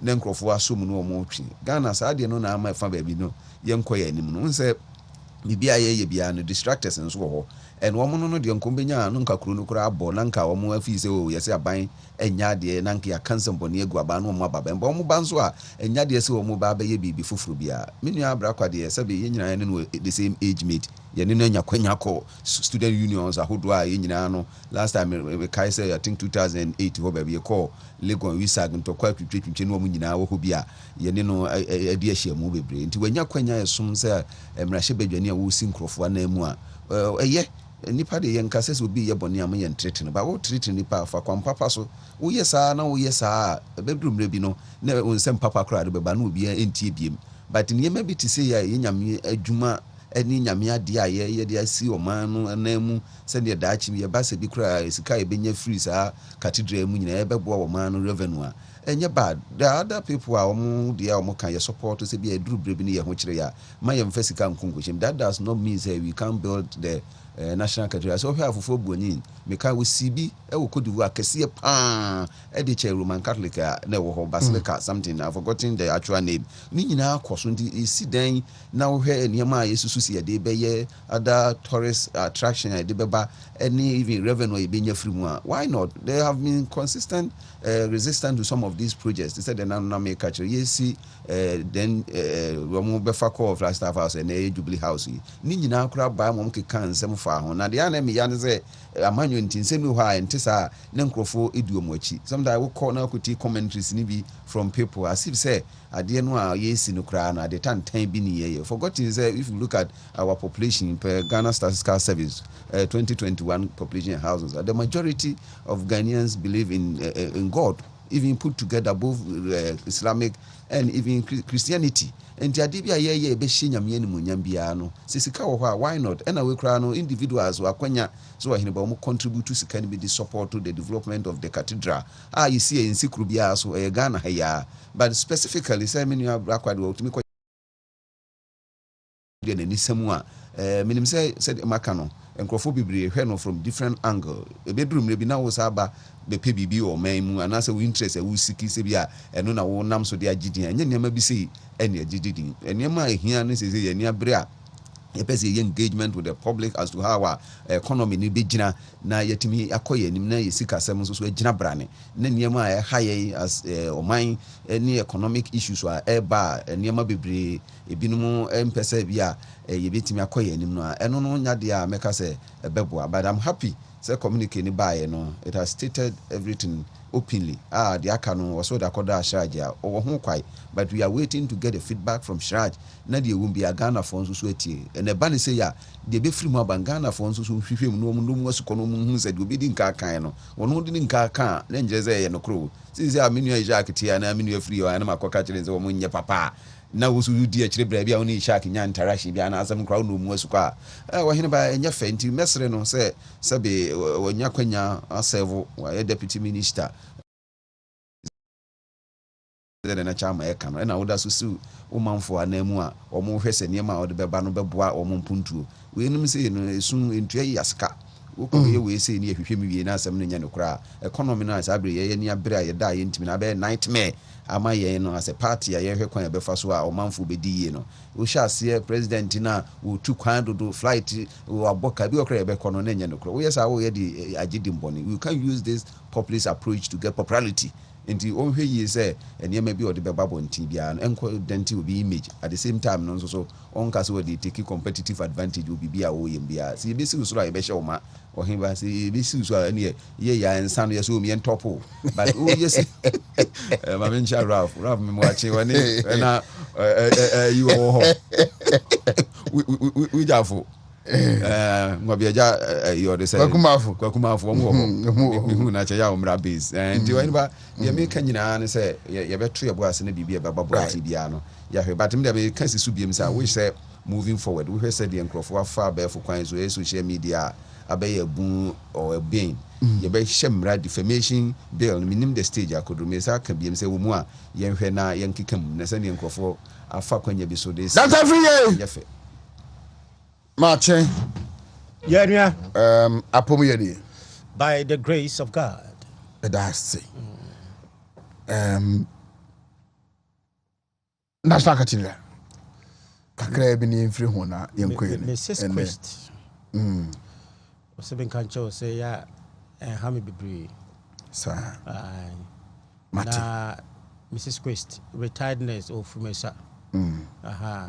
One of the loyal lovers of Chema Wontumi. Just say men can show. Na me didn't be bro no or na ko Chema Wontumi ho. Mate. Okay. Na o say yes suame. Na say Chema Wontumi ni we nyina hwe no.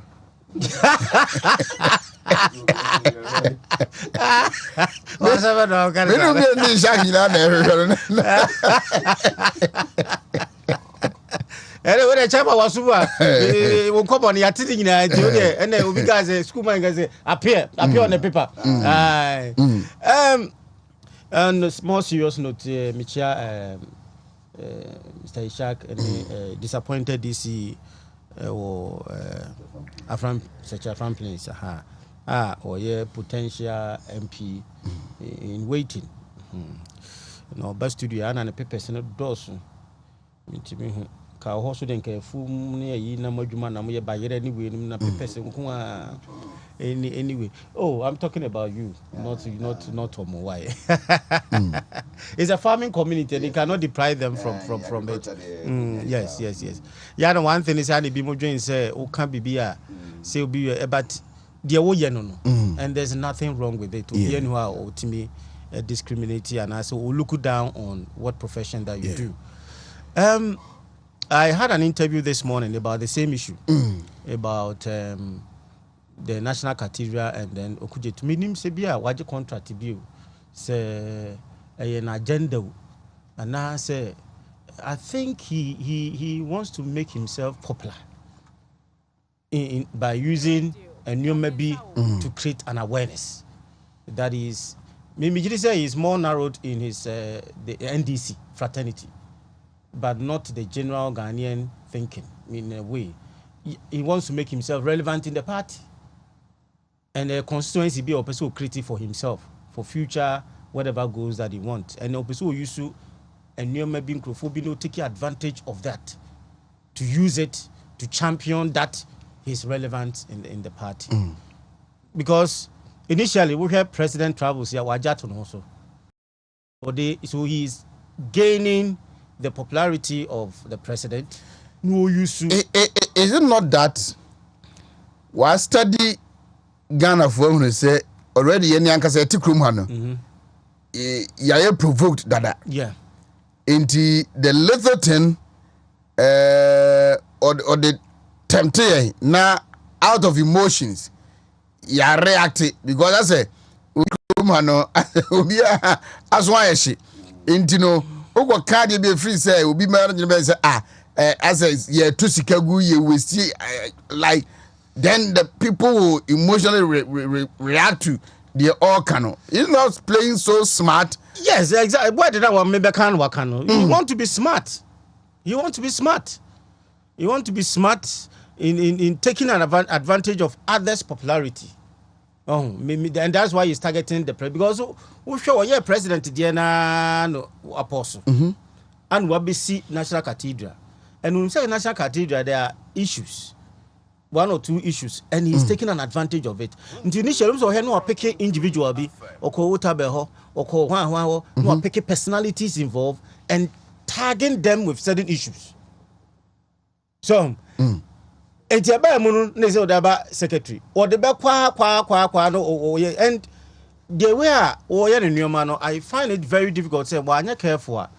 Per political party.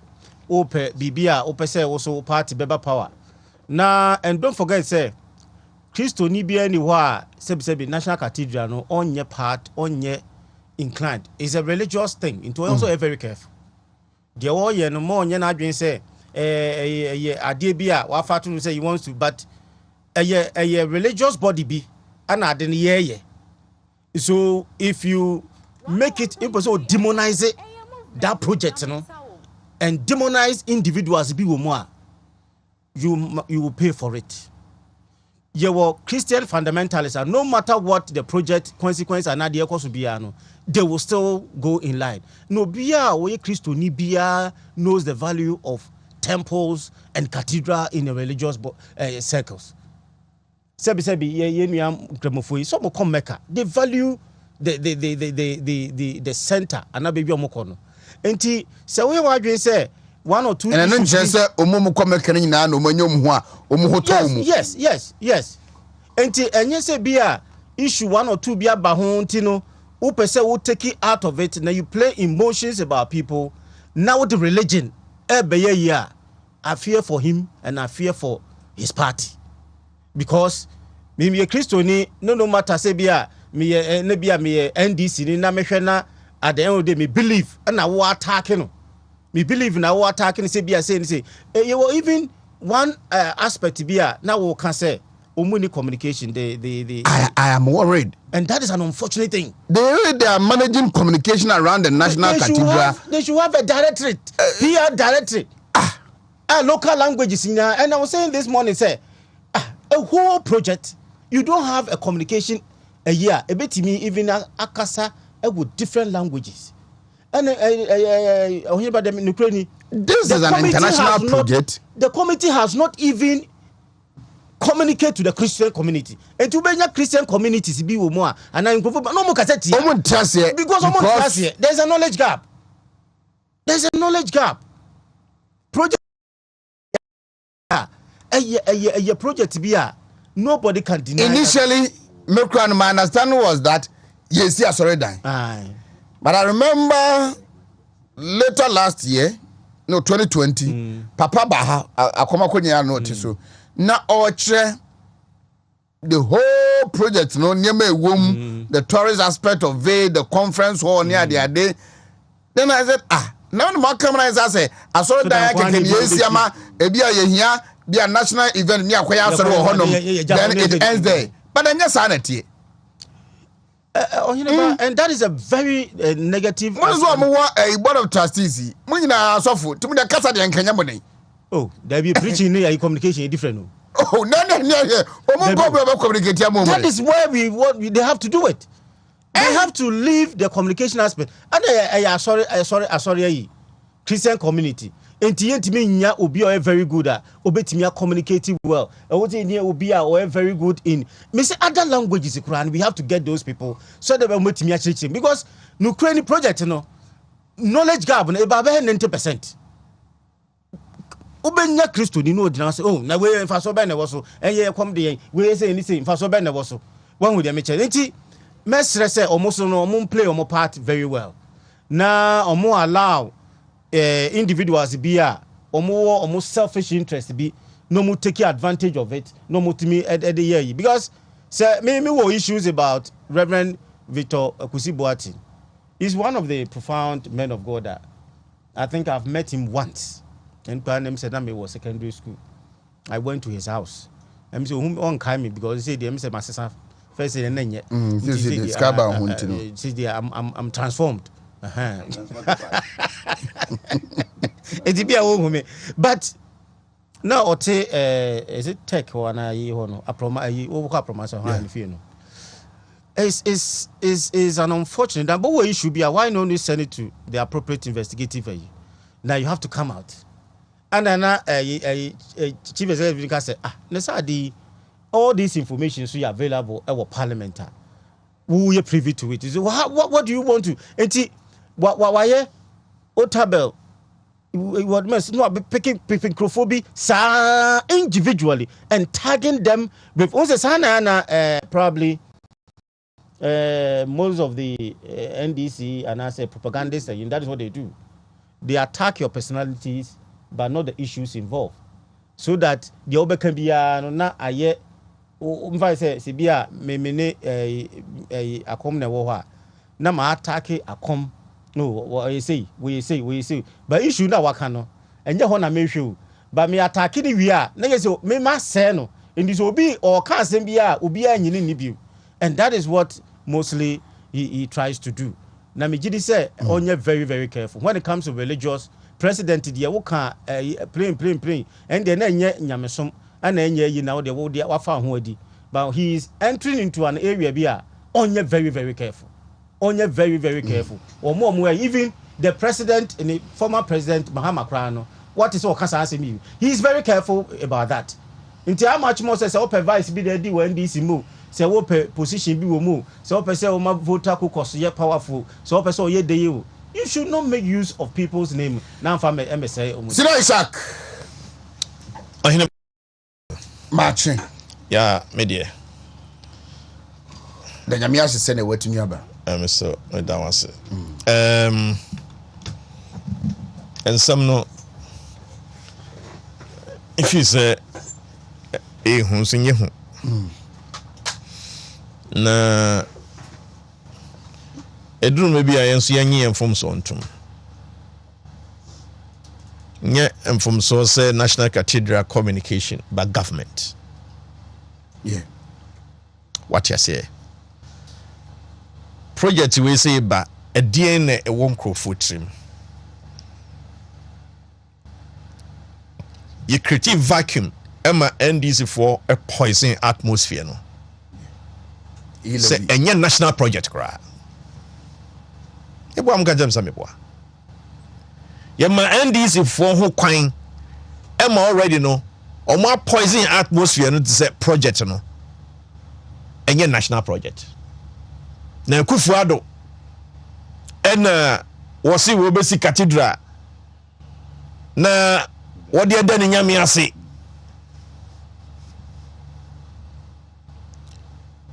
se okofa even MPP supporters MPP na nkasa ma 100 ebebe gina wa wan hweye obenya mu be se fan ana mo bro sa akra o support to think say na Kufuado no nkasa no kasa obesi Cathedral de nyame ani munyam na onanti ya na obonto a na o se oba obey free SHS no so de butom sika na be free SHS Emra woman de yewra kenofriata e call censorship parliamentary committee no only response on the National Cathedral. How many of us and you name to that extent? And why did it take that long? And sana yadene ko cathedral your friend saying committee the name and sana science some way in a babonting. Me say I didn't know. Every penny be a cathedral who be a Eba Parliament. Parliament number 1 ajia to mu say oman be provide asase. Number 2 oman ebe provide secretariat for the National Cathedral. Number 3 oman no ede sika seed money ebeshim. Now no three Parliament ho tse omo no omo nim bibia ajiji niema tum wie na afeya executive to san niema ho anamo no no one asa basa ba reverse ya de say de ma omo na so kra omo nim ho hwe na uchi tum sa asase no e dia hwehwemu na wo ye ya e ma wotimi de tum say mo ma ho kwan say aban and provide asase because me say asase na me support National Cathedral 110% no mo me ne mo tie ya mo ya Christopher nyina mo kra mo ye mwanwa because mo na mo kutia the national chief you man wabebe donate se cathedral na enkoso e die be biem ana Ghana for gram mo hwe biem Ghana Christopher e die be biem na mo hwe mo se tamo ho keka mo ho kewe mo ho keka mo ho kewe mo keka mo ade be be so ade abe she Christopher titiru ene monyam na bia ka o man Ghana na mo hwe mo ho kra ya mo nwanwa antichrist mo hu ya me nwanwa me na me ka kire mo eno kra na me ka no na they say one cry now hear skies now hear national mosque na one kasa uye Christo ni kra at night one kasa uye Christo ni kra na uye Ghana ni. Don't you feel proud? Don't you? Who's a Turkey na Ghana? Exactly. Saudi Arabia pa na Ghana. What do you say? Library or school you know? This is what we are talking about. And yet say a mosque say ye kosunya minkwa wo munkwa. Even ye de krana young contemplate in the bigger scale. It is a ye National Cathedral. No? School or library or conference halls or and then come for enyina ka bom nom so mu hia because they say yati or friends say Muslim conference, National Muslim Conference. As they say yeah kaya ho abomo Ahmadiyya Sunniyo Tijaniyo Hwanhwanyo Shia yengine kokohia ba bi adwendwene Islam ho ewo ma Ghana mu sa binding to transition bi ba ne say ye free say ese yesu ye kire ya adwene a ye be kire ya adwene ewo ho ye ma ade ne manwie ansa na ya kire ya adwene amotu anamo fefe ma yesuamu a afia yesuamu na afia na mususu de mo de mo ho koyihye gota. Yeah, because sir, Muslim conference they say is the most innovative. Yeah. Because maybe a chamono. Tijani and Sunni intra. Oh, Sunni visa Ahmadiyya ni kwade wonye Muslim. Oh, Shia ni dia won kan one and let's say you bury all those differences. Come together as National Muslim Conference. Say government policy by policy. That's the kind of thing we are building. They say Catholic Bishop Conference Koko Shia no more issue communicate about a national issue. Yeah. Yes. nkramofo da mo share centuries ago mo afere exam hwede mo ye hwede mo ye such as until land no ho no e better parliament no because see Oheneba by June this year now my board chairman for a fiscal for 9 years. Then Islamic, then Ghana Muslim senior high school, graphic corporations and all of that. I am beginning to think saying Yangopo prepare me in a different way. If you say, look, so what parliamentary won't now provide the oversight responsibility on the executive. Yeah. And your small job. And your jumaketwa. It's just like you are on a council or you are on a board. Asamutowa. I say a yaketwa will be any sono. I say one for the cashier. What you say?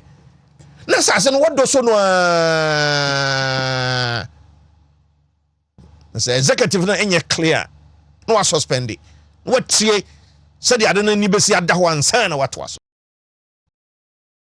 Again, secretary was being contacted. And the almost committee in the parliament say,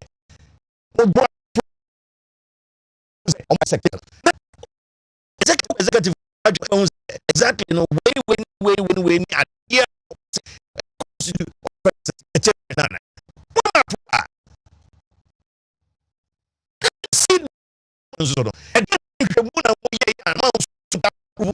yes provide this for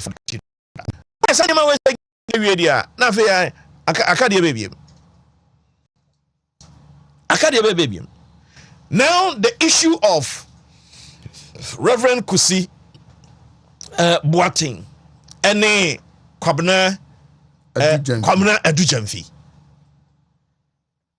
Yeah. And yet radio ni TV na ma me din Ishak Chebro be na ya popular. Uko mi kroma ye frame Kwame Cheyo. Na me da bia me cha papa bia no.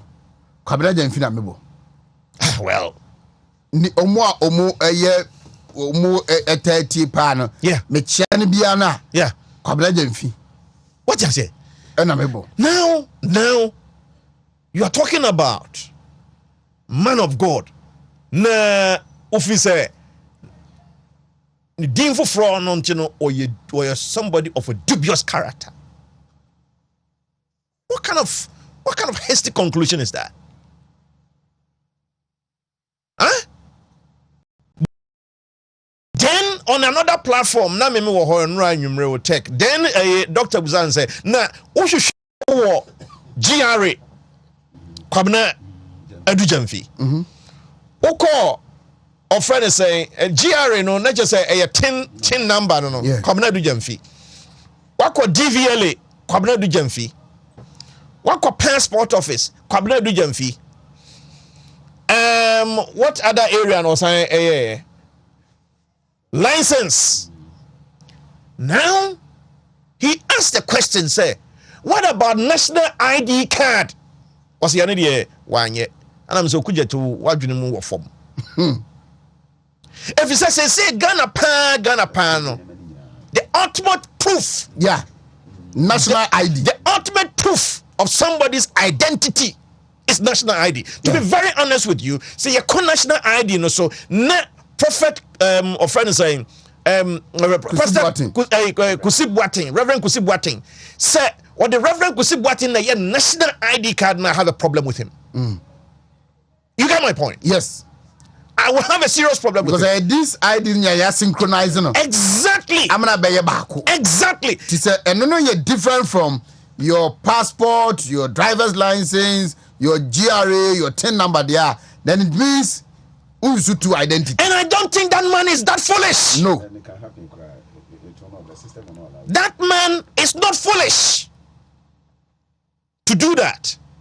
He couldn't answer that. Now also wako GRA.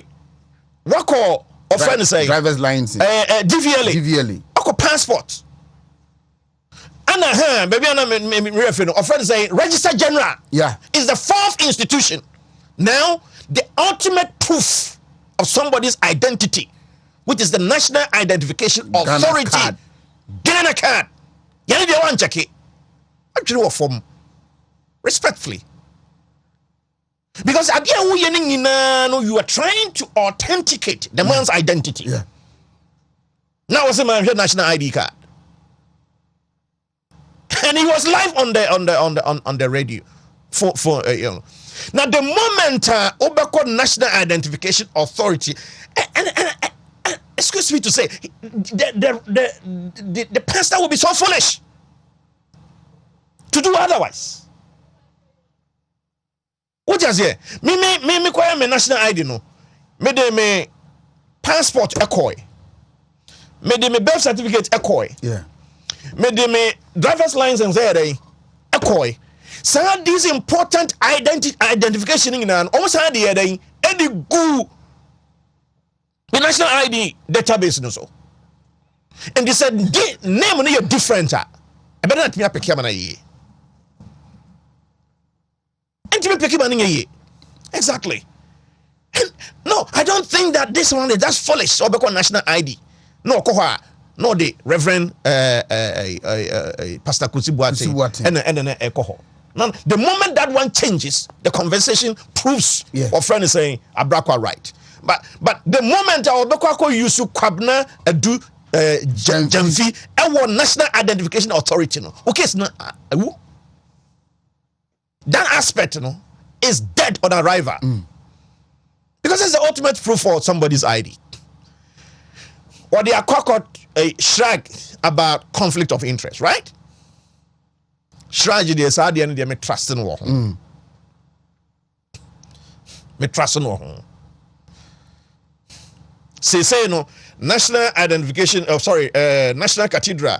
Baba will respond to say scanner die na ye bosia and or the ma omo and the scanner se bosian amana ye were processes are who go through at that trustee level and the board level and everything for somebody to provide say scanner ye kwa hwe sa nyema no nyina na sa komono na ye nyina e koso a. And I was listening to omo responding and say look even sir company name now more provided, you know. It's a name that went to Parliament. Sir, JNS no. JNS no. And the JNS no, and you know who JNS be. I say, you be the see baby na. What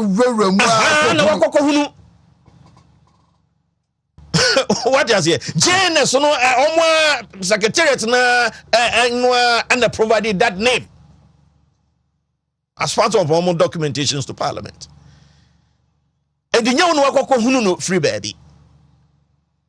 Yes. If there is potential conflict of interest, you should deal with it. Deal with it. Was it contemplated for the man to gain from it, from the transaction? Is it interest free? What you say? Was it contemplated? So at the end of the obe gain it from that. These are all issues that me say dealing with it. Right. So, but National Cathedral no the way more Christopher mo kroma musi we mo ho keka mo ho no de me hu se ze ye twa mo. Muslims no. No ye twa mo na nye ye ta yesa. You three bomb our zongo nyina Tijani and Sunni for. The crop bu akwa. I near bomb nyina. And akwa akwela ho. Hwe.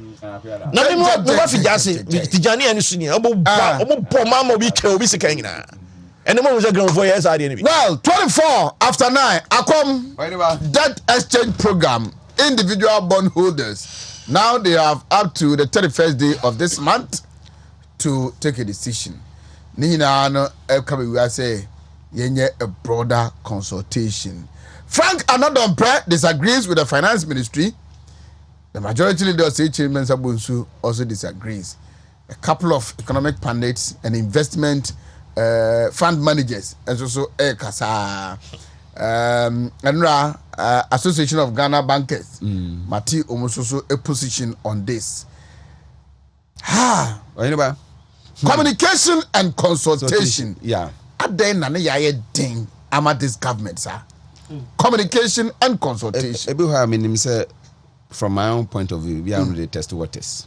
Sani test waters. And I'm making because now what and one test here now day. Exactly. Akom. So one test water now. This is not the first time I said the enemy Ashaki come from National Cathedral.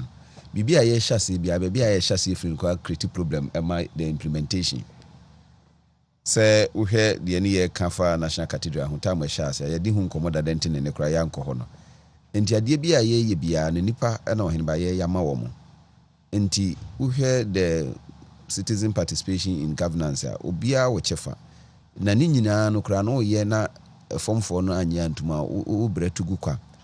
I think that this particular policy and answer program has received a lot of stake from all levels, from all sectors, from all areas, because ubia sikadie Oheneba say who teach mape na or how ya de aba, but said the bia na mekan poverty aya cyclical ebedi hia chisa anti yentimi nya bibi na sa kwa na ba be sinanem baby aban di free a opeso tu sa na mo nkanya ne bone so because ye nyina ni baby ya ba beduru a ye hwe ni mu se we ye yi a ebi ene ma papa yesusu se beba no so no ye nsa beka but we hwe ni padodo a ye involved anyhow a nipa no so feel se o mo be affected na ehu ewom because of previous issues we see in financial sector no ne ade a ho na ama ni management no aye dey pa de ye kan nyina no nkanye se ebi a aban no empese o beye na sedie na so pese wadi nipa ko ha ma no pese watwe o manfo aso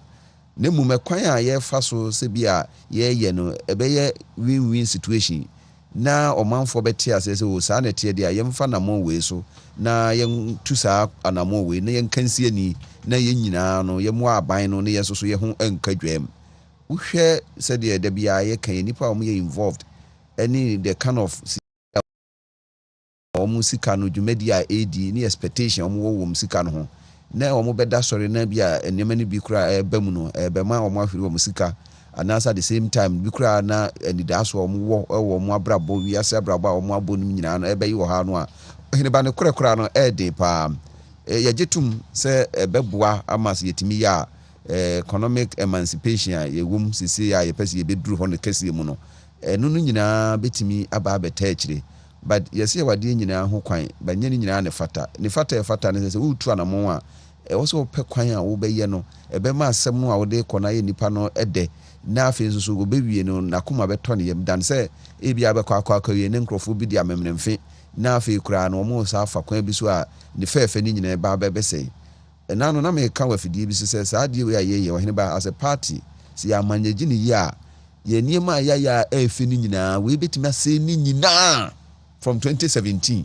eniema pana na do danko Akufo-Addo ene the vice president Dr. Mahmoud Bawumia ye ye twaso aba ye nya homfaso at different levels no ya hwe ye na se ya manage sa situation we ya Oheneba nipa de omo dada sitenam ya dia na se omo the currency of their life no determine the decision omo be taking enti de be ya na meta ka kire se bibia na efre bibi decline satisfaction sisi amene wo kasa niema na do danko Akufo-Addo from 2017 a ye nya bi DJ ye ni ye nya bi de bo ye bra ne ade ne nyina no eno dodo no abeka ye ho nti ye hu se bia ene no ade ane ni ho na yi wo haw but sisi emprempren decision ye be taking on this no ebetimi ase niema dada ya hyehye no fefefe ni nyina because ene nipa ne fi se sa de ne ba nani da so asa miwa wo hwese de oman no baabi a ya beduru a ye hwese ye binya sika be hye economy ni asa kwa ba ba si anamu a wo se ye dwene ho na yetimi yese ne be ya obia nya hawo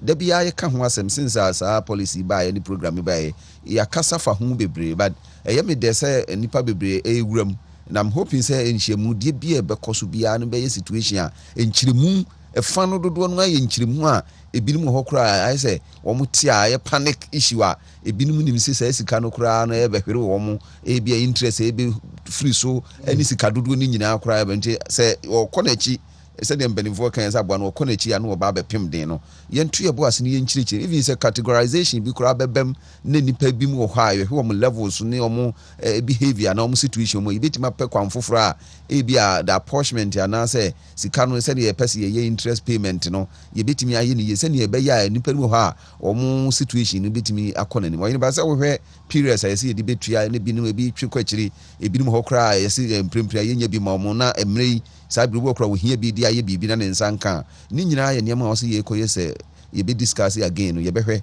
ebi a wɔhu age group bi category bi nkrɔfo bi a wɔn no situation ɛyɛ different from others wɔn nyinaa yɛbɛ factor ne nyinaa into the discussion yɛyɛ ne saa na ɔmanfoɔ te ase ne nhyehyɛ kɛse yɛ wɔ anim a ebi a yɛhwɛ sɛ yɛbɛnya economic recovery na yakɔ yɛ anim no yɛbɛtumi agyina so ɔheneba deɛ yɛ paa ne sɛ time wɔn hia obi mu wa no ɛna saa time no ne timi di uhwamɔ because so when it does so say wɔkyena me kɔgye bosia de akɔyɛ biribi na bɛkɔ ne nipa na mfa ama wa wo hyehyɛ yɛ ne wani so ade hu ne nyinaa bɛyɛ kwa because the government felt say sika yɛ the whole bond holding amount ne nyinaa no nko betimi ayɛ nanka no ho ha ne kakra nanka watimi akrakra sika kakra ne yɛtimi de atre economy na yɛ sɛ nya wi a yasa de aba abɛhyem ntuwe na yɛ situation ayɛ win-win situation ayɛ two sides of the same coin yɛ dwene aban no ho pa no nso so ankrankra nso so yɛ dwene wɔ mo sɛ ne yɛbɛka si ani a ɔhene bɛbɛ yɛ wie no obi anya affected na me point yɛ hia me ne sɛ de medi nka aka no yɛ so tonfo baabi a wɔbɔ no pampa ne ho hia no kan wohwe nipa dodo ɛbɛyɛ affected na ɛwɔ some other effect on some people because obi ha sɛ sika no no de hwɛ na busua nti sɛ ɔno yɛ affected a etimi didi kwa ma busuafoɔ ebi adwumayɛfoɔ any be a group of people be affected as ye koto aba such people no wɔn adwene ebetimi adane nti mesrɛ sɛ de parliament so ani abrete sɛ menu anodom prema ncha na no pe ani abre no a ɛho hia ne because ya manage ne yie na ye fa ne tras a Oheneba one way the other ebetimi affect your fortunes ɛwɔ 2024 nti ye mesrɛ sɛ finance minister any other stakeholder engagements ahodo a obey ni nyina no be a win-win situation yibewie no obi adwin be fa na nkwa affected the decision of the voters during the 2024 elections near my papa they are bi pa but one single item it me a good year why ni nyina nti mesre say yentu ebo asne yenye no makama when ba 32 after 9 Ishak Oheneba I asked myself this question and now me dey be two academic patriots the platform no so on the extension of this deadline no na I was surprised it came from office of the finance minister and I was asking myself say is Ken Ofori-Atta the honorable finance minister working as an individual and I say a ministry no and it takes such decisions because I think it should have come from the ministry instead of or no personal office and communicating on this. And then you ask yourself, say, such a critical, sensitive decision. Now your majority chief whip, your majority leader, all disagreeing. Now omoba out publicly, no. Why no na your consult to no taking this decision on behalf of the government? Because on e-levy, I have spoken to a member of the finance committee, an MPP member, who tells me 3 days before the finance minister came to parliament, Oshiaomu enomu dinkomo e-levy wamoso anchomu. They heard it for the first time when he was making the budget presentation in parliament. What is going on? How should these things be managed? I have to. I have to. I have to. So what Macrameko? How I walk can if I don't know. Because the near be say pepa ejuma pa abana yina. I'm so perceive a co-position. Me say, Minkase not being yet say, a young me say, because son actually. And Nema means and affect year 2020. Yeah. And Nema means and affect year 2020. 1, banking sector cleanup. Yeah. 2, galamsey. Yeah. 3, coastline yakobane fish. Or fishing. The close season, no. Close season, no. Sanya memiensa. Sanya memiensa. Every single galamsey polling station bia except I think about 2 or 3. Check. Yamna is there. Then banking sector. Confession will be chair makwada back when say banking sector pan nanka benjamin twaba Mr. Jacques de Mame twaba. Because communication who here defense I mount to and be cry more than that. And sound efficient. Look, Oheneba, there is a common thread running through Sani Memi and saying economic survivor. Yeah. Obi anu aduane na wutu. Obi aduane na wutu. Na oye wo try say ubetu obi anu aduane. Let us say threaten the survivor. He's going to punish you. Let us not play the ostriches. We are treading on a very dangerous path.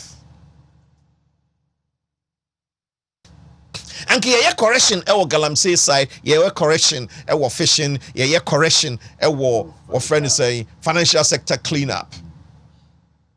But the cause say no kwa beri obi kro because obi ebi bet me affect fishing no bet me affect sector cleanup no as I affect what friend is saying now sa bond as I affect no. Because I don't get it. O say pension fund on touch no. And na eye ochinasem years to come and amount for ebeko ho no. O say and they won't touch no. Fine. Individual bonds amount for if investment o maye bosome no akoyi kakra do de beto na duro do de ba kotua na school fees do de be hwe no wo fie no and no what say what and there. Now excuse me. First of all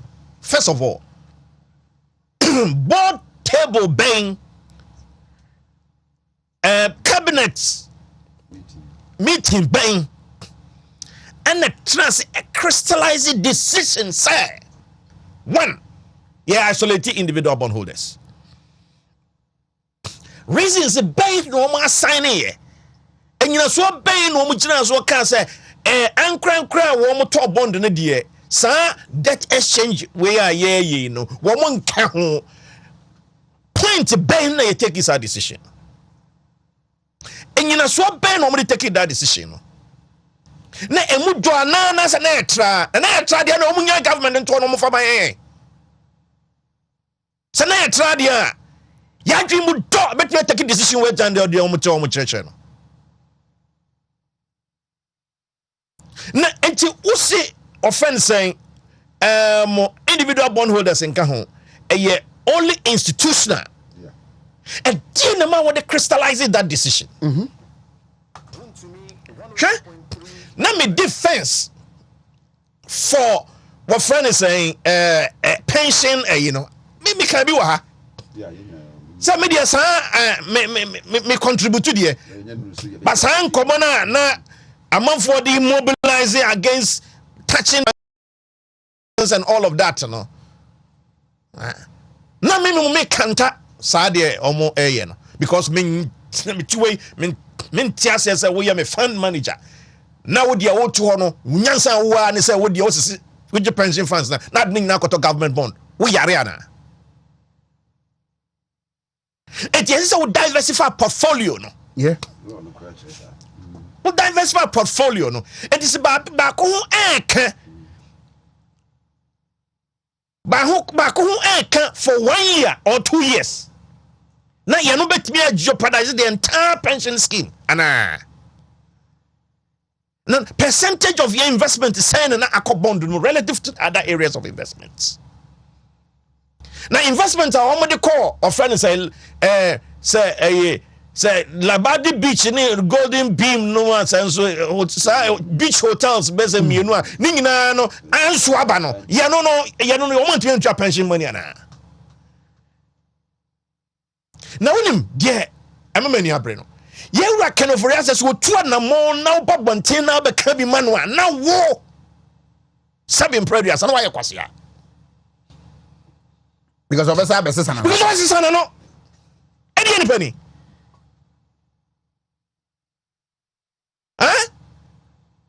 who masha admonitions to defend decision let's take it that way.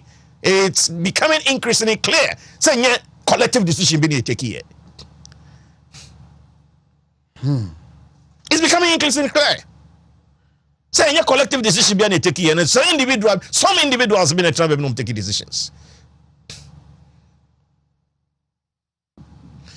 About individual bondholders, my little finance understanding is that what be individual be walk or an investment be or ne what higher our the investment no ne titri wo hwe na setrem said ne sika sam ne honam ne bibia na brabo ne bibia setie ansa na wo choose di o de kwakwahye ho. And an individual investors, you can put them in 3 boxes: clientele box 1, clientele box 2, clientele box 3. You will be say yeah. Many are coming here, Mungina, your studio has saying, and this is a crash a bondum, Nessa, you see, my interest, a few way, not 5% near the Maya next year, to maturity. Yeah, you're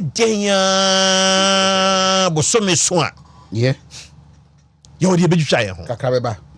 Sambo so mesi kan kra na e dia kra na wutimi de ko chiposia bi e de ye bibi e de ko tua ba school fees bi na otutua e de wo si wo de onsa e kan ye no ento me bo ase afi mfie mienu a enye life threatening enya dia mfi se no betimi amamawu yes our another clientele wono kra de bi wo kra wonidi When you go across the boy, I collect ticket. Now they gift yanti, Yankupo boy, no man, we or Tony Benedict, your friend saying, Yamianimu, Yameboa. I know because shares not the Marcadano. Never panning my me at the 4. Sakorano, Janaban, my Minquan, with me, Shanama, Hodi Biaka, or Shankola Chen, name or one and by our own. But say investment no AFA Quran that and a minimum for it to grow and grow and grow. And ra metie amanke wa ha says need a bit that but nan yet the intention is obey here returns no and manimu ya. That is a classic example that I'm citing. Another clientele no. Dachi no here no. Sadia ne be won nka dachi mfie edunum bi okra mfie aduenu no afi de okobie so na de mo ahye no wono no also will restructure near ida woman pressure there. Now that the third clientele, and look at that is where, excuse me to say, all the noises are coming from, and they are not noises, these are glorious voices. And your noise. A glorious voices. They are glorious voices. And they are genuine voices. You cannot manage an economy and let people die because they didn't buying as an investment. Now we take a decision. Then the nutrient bono, the health bono, pension baby are all so no problem home. Or they are survival. You want that person to die. That's what you are saying. 101.3 Wontumi radio. And the moment you come to individual bondholders, you must understand this mix. You must understand this mix. Now, so what the mix where I said, yeah, and you want to mean perm straight jacket and Franco Koshobia. Perm straight jacket and Franco Koshobia. So look, no returns 2023. 5% returns 2024, then 10% till maturity. A best over 17% 2027, another 17% 2029, 25% 2032, and then 41% 2037. What pam straight jacket Nadia Kwakwashono? That's not a fitting debt operation exercise when it comes to our friends say individual bondholders. You cannot do that. Respectfully. Now question now Busana, a clear symptom of few people taking decisions. Because I'm not on the table, but if I'm on the table, there's no way I'm not going to share these kind of ideas.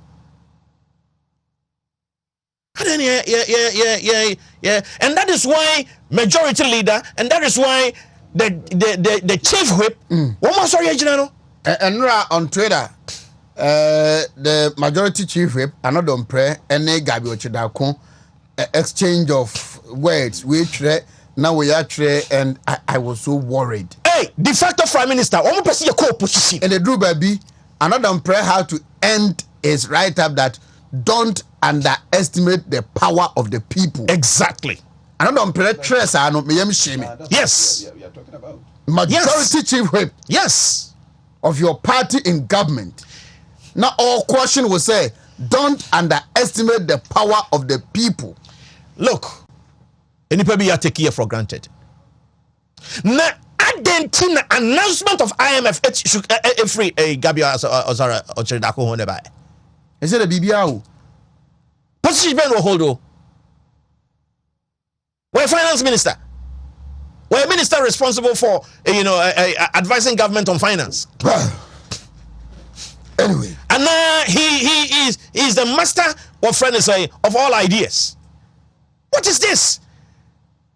Now we're crowding an over. Yes, I agree with him on this score, but he ought to keep quiet. Why am I saying I agree with him? I agree with him, say debt operation must happen. Yes, which we all agree. Yeah. What does it? It must happen, but it must happen with common sense. 45 after 9. My member, Dr. Samuel Efriye Honum. Dr. Efriye. Yes, sir. Ma mimiti we. I think it's a mama can. Ow. Me tinsem pa, me tinsem bi so a me nunu ehunu se eye nokre. Tinka me be ka bi bia ni hu. But one hwe ya obi be fa ne say oben chema Wontumi nti na chairman aka akire no. Ba na chairman ka ahwe nkyere. Me say enema ni bi wo kra me te a chairman fa me ni hu nkom na di be 1 week. Na se me kwa me tija no. Ebi wo ho a wo de send na no afrɛ me say say we ansa no akọ verify. But because one hwe ya ebo man bibia ni abepre ya ho ni abeka bibia ni abepre na betra to Facebook bibia ni abepre na ye to court Twitter na ye dey udi kan beka ye no obi ahu se unim no e na ye dey unim nyansa 101.3 last week na papa bi friend me na ni bu afu din me twa na friend adan a wodnim akache ne bank so wodnim ne se na yi a wa ne bond wo ho no so mu ko sign bibia dia wo de be ye wo mu no no ko huni lawyers na wonne de wonno sa aban be ka se de wonni aban ni contract ade won ke betima ya de ma ho kra o Oheneba, the problem was consultation and because model no mo ko fa free Jamaica na mo hwe so de no ukophobia de ya busa na adkunti a owie ye no akwan fa so no is the Jamaica model na mo hwe so de we no na the Jamaican model no a stakeholders no kwa na recommend say bia first year no e bia ye ma free interest free ni one ukophobia de na also person yin the same thing that you have a problem. The problem you go through all these bond why ni lack of consultation. Sebi crophobia gidi say omunim bibia nti omokofa ya bam yeah be yeah.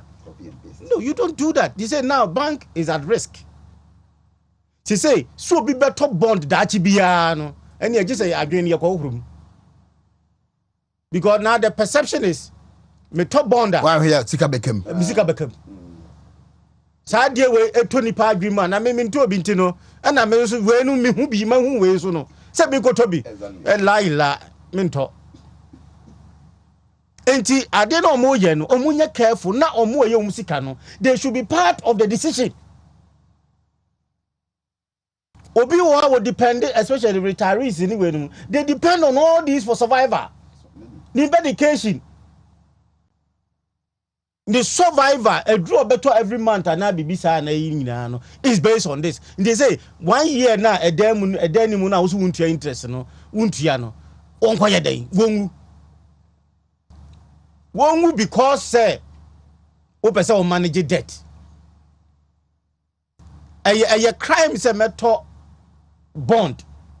Now at the same time, no, may at risk of it is a survival.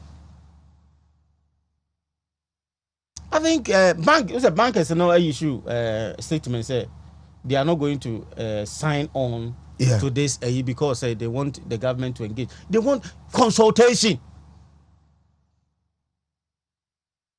Now banks in there, if they don't get involved, it will be a serious matter. The banking industry will be seriously affected in this direction, because if you hold a lot of billions of dollars in that sector, no bondholders. Now at the same time, no, among for because how would the bank survive? And this year, savings will be having what will be a problem. Normal savings, savings background save. Then we are going back culture now. Now man from first account bank no. Then na asababu. Why do we do all this for ourselves? Because you pese ye binti near ye please ye na ma impose. A chance said that consultation. These things Oheneba, I do understand. You levy by yes na ban spending sikasa convincing that this could have been done so I remember from the one Ishak 1%. Yes, starting free 1%. They were giving reasons why. Say they call 1%. It should not be in the thinking discussion. And then we are back at 1%. I said Sabi Ishak on more tie and on baby no so on ye. Yeah, more tie ni be. One year Sabi a shadow a MPB and BB or Tebe Bintino. Sometimes muka yemfa. And that is the problem aban ewo. Sometimes when the people are saying they almost be about they also what they are bad, they should have the humble heart to accept some of these things. Sebi da bibi anase wo ye bibi sa nyansa no kwanye na wonimo obi nim che even try say wo na wabo economics PhD or visiting professor kura na e course na wo so ya visiting professor no kura obi nim che. Sometimes omo mbra mo ase na nneoma bi wo ho na suggest so a omo ntie na omo so mfa nkwa adwendwum se enu se bi nyansa wo mu a na omo mfa na entino adoso enkrofo bi ewo mu omo age ade na boso no omo adoso yempren mpisa na ayi. How can the whole majority leader and chief whip what problem of these bond decisions about affecting bondholders? Do you know the decision that sometimes you say papa ya me friend and work say unim go depending on the more or ka say abaniyan to anase be sesa ko baby. Do you know the effect? Do you know the implication? Sebi uye bibi no be draw attention as o kan bibi say ya. Why don't you have the humble heart? Na de ya na be fa obekwa anu akopem asaba reverse. We should have a critical thinking and a humble heart. Akom, you're sorry.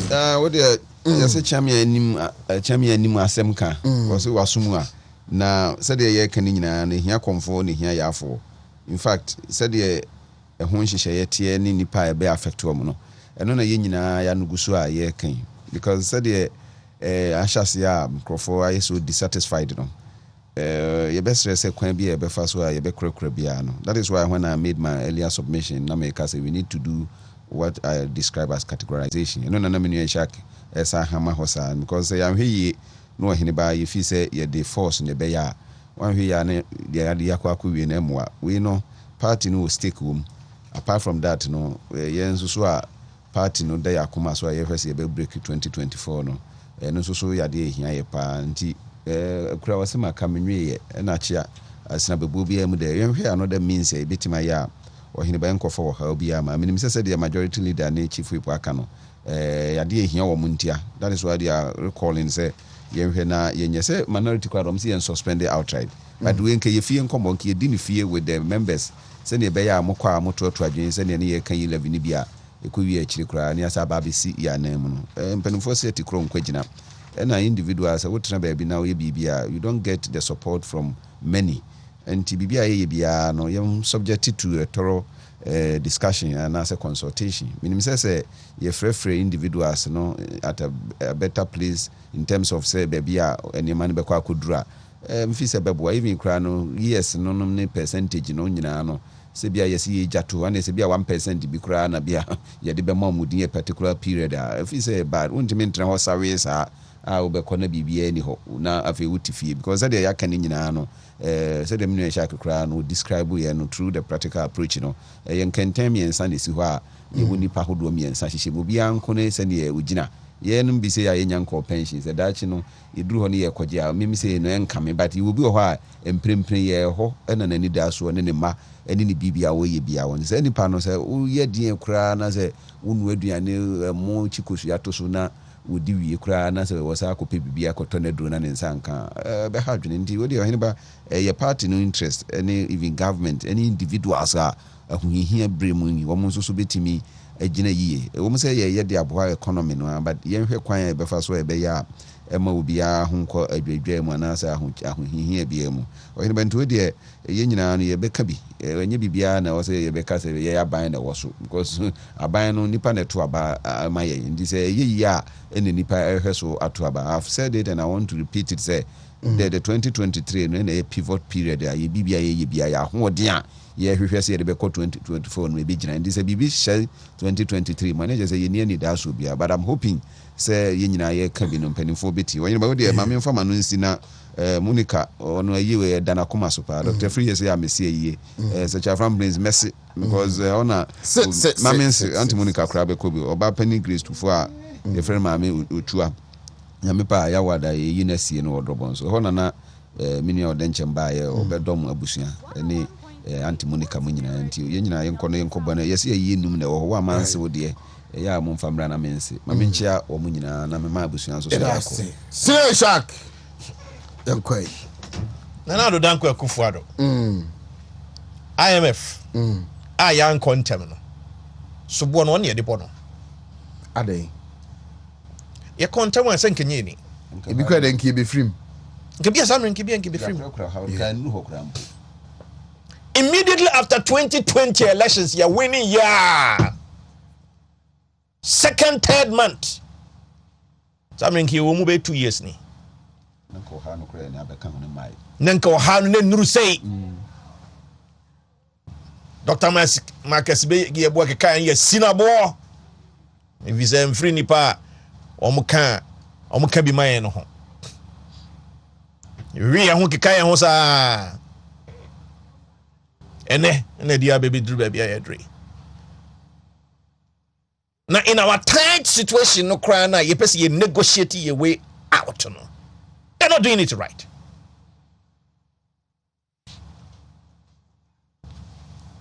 And there's some credit. Say one say dollar than cost. Yeah. On say and nam science suntino full aboard cost. Now what it is also presenting is all because of nkomoya yedia NCA yeka ho. Komoya yedia IMF nhihye ya. Ehia say debt exchange etimi ewie paye na IMF board ekotenasia omo aboa no mo approve amaye in scanaba. Na nhihye na ahyase. Na gidia manfo bewo oman no sikasem ne nhihye ne niema na sa gidie na ababak right sa ne ma wina hangi ho sese ya okay enti ne yehunu de yehunu no se ya momode ansia no ama de komo we yansi ne IMF approve they say cry as I lucky ma me no cry champions bia ye ka bi wo kra na on be resen ke betimi aye den etwa free ho ama ye omo boy anetini an content that's every year yankoi mamencha me mame sewa Ishai so financial secretary. Mommy, good morning, and I'm grateful. To me for that I say. That's every young queen. Taliban craze watch out. Oh, major Oheneba Emporium. Yes. Fabrication we see call Benyabiato. I come the Benyabiato media African, who did that? Bibia. Oheneba Emporium, Millennium Plaza, Asqua. Yeah, we invite you. You invite you. To be married.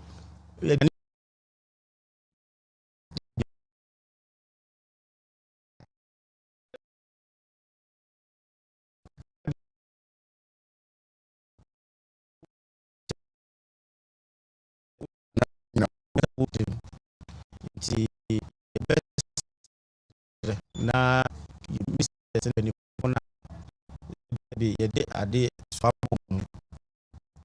sometimes it can be to a fact. Now let me say life and as you to be a fa na Oheneba kura agisi be hu ansa na etimi anya ba bia hye nti ye pon a me hu me da ya mu me hu me mo freche ma no munya na no ma fe Oheneba ye pe che ma so won tre ba bi o wo so anya ba hwe ne won tre ba bi o wo so e me so num ne phone on na mo fi obia Oheneba ro ya bi shira ya me ya duma enyime no nan ye be sa ba. Thank you so much for spending time with us. This has been the privilege on Wontumi morning.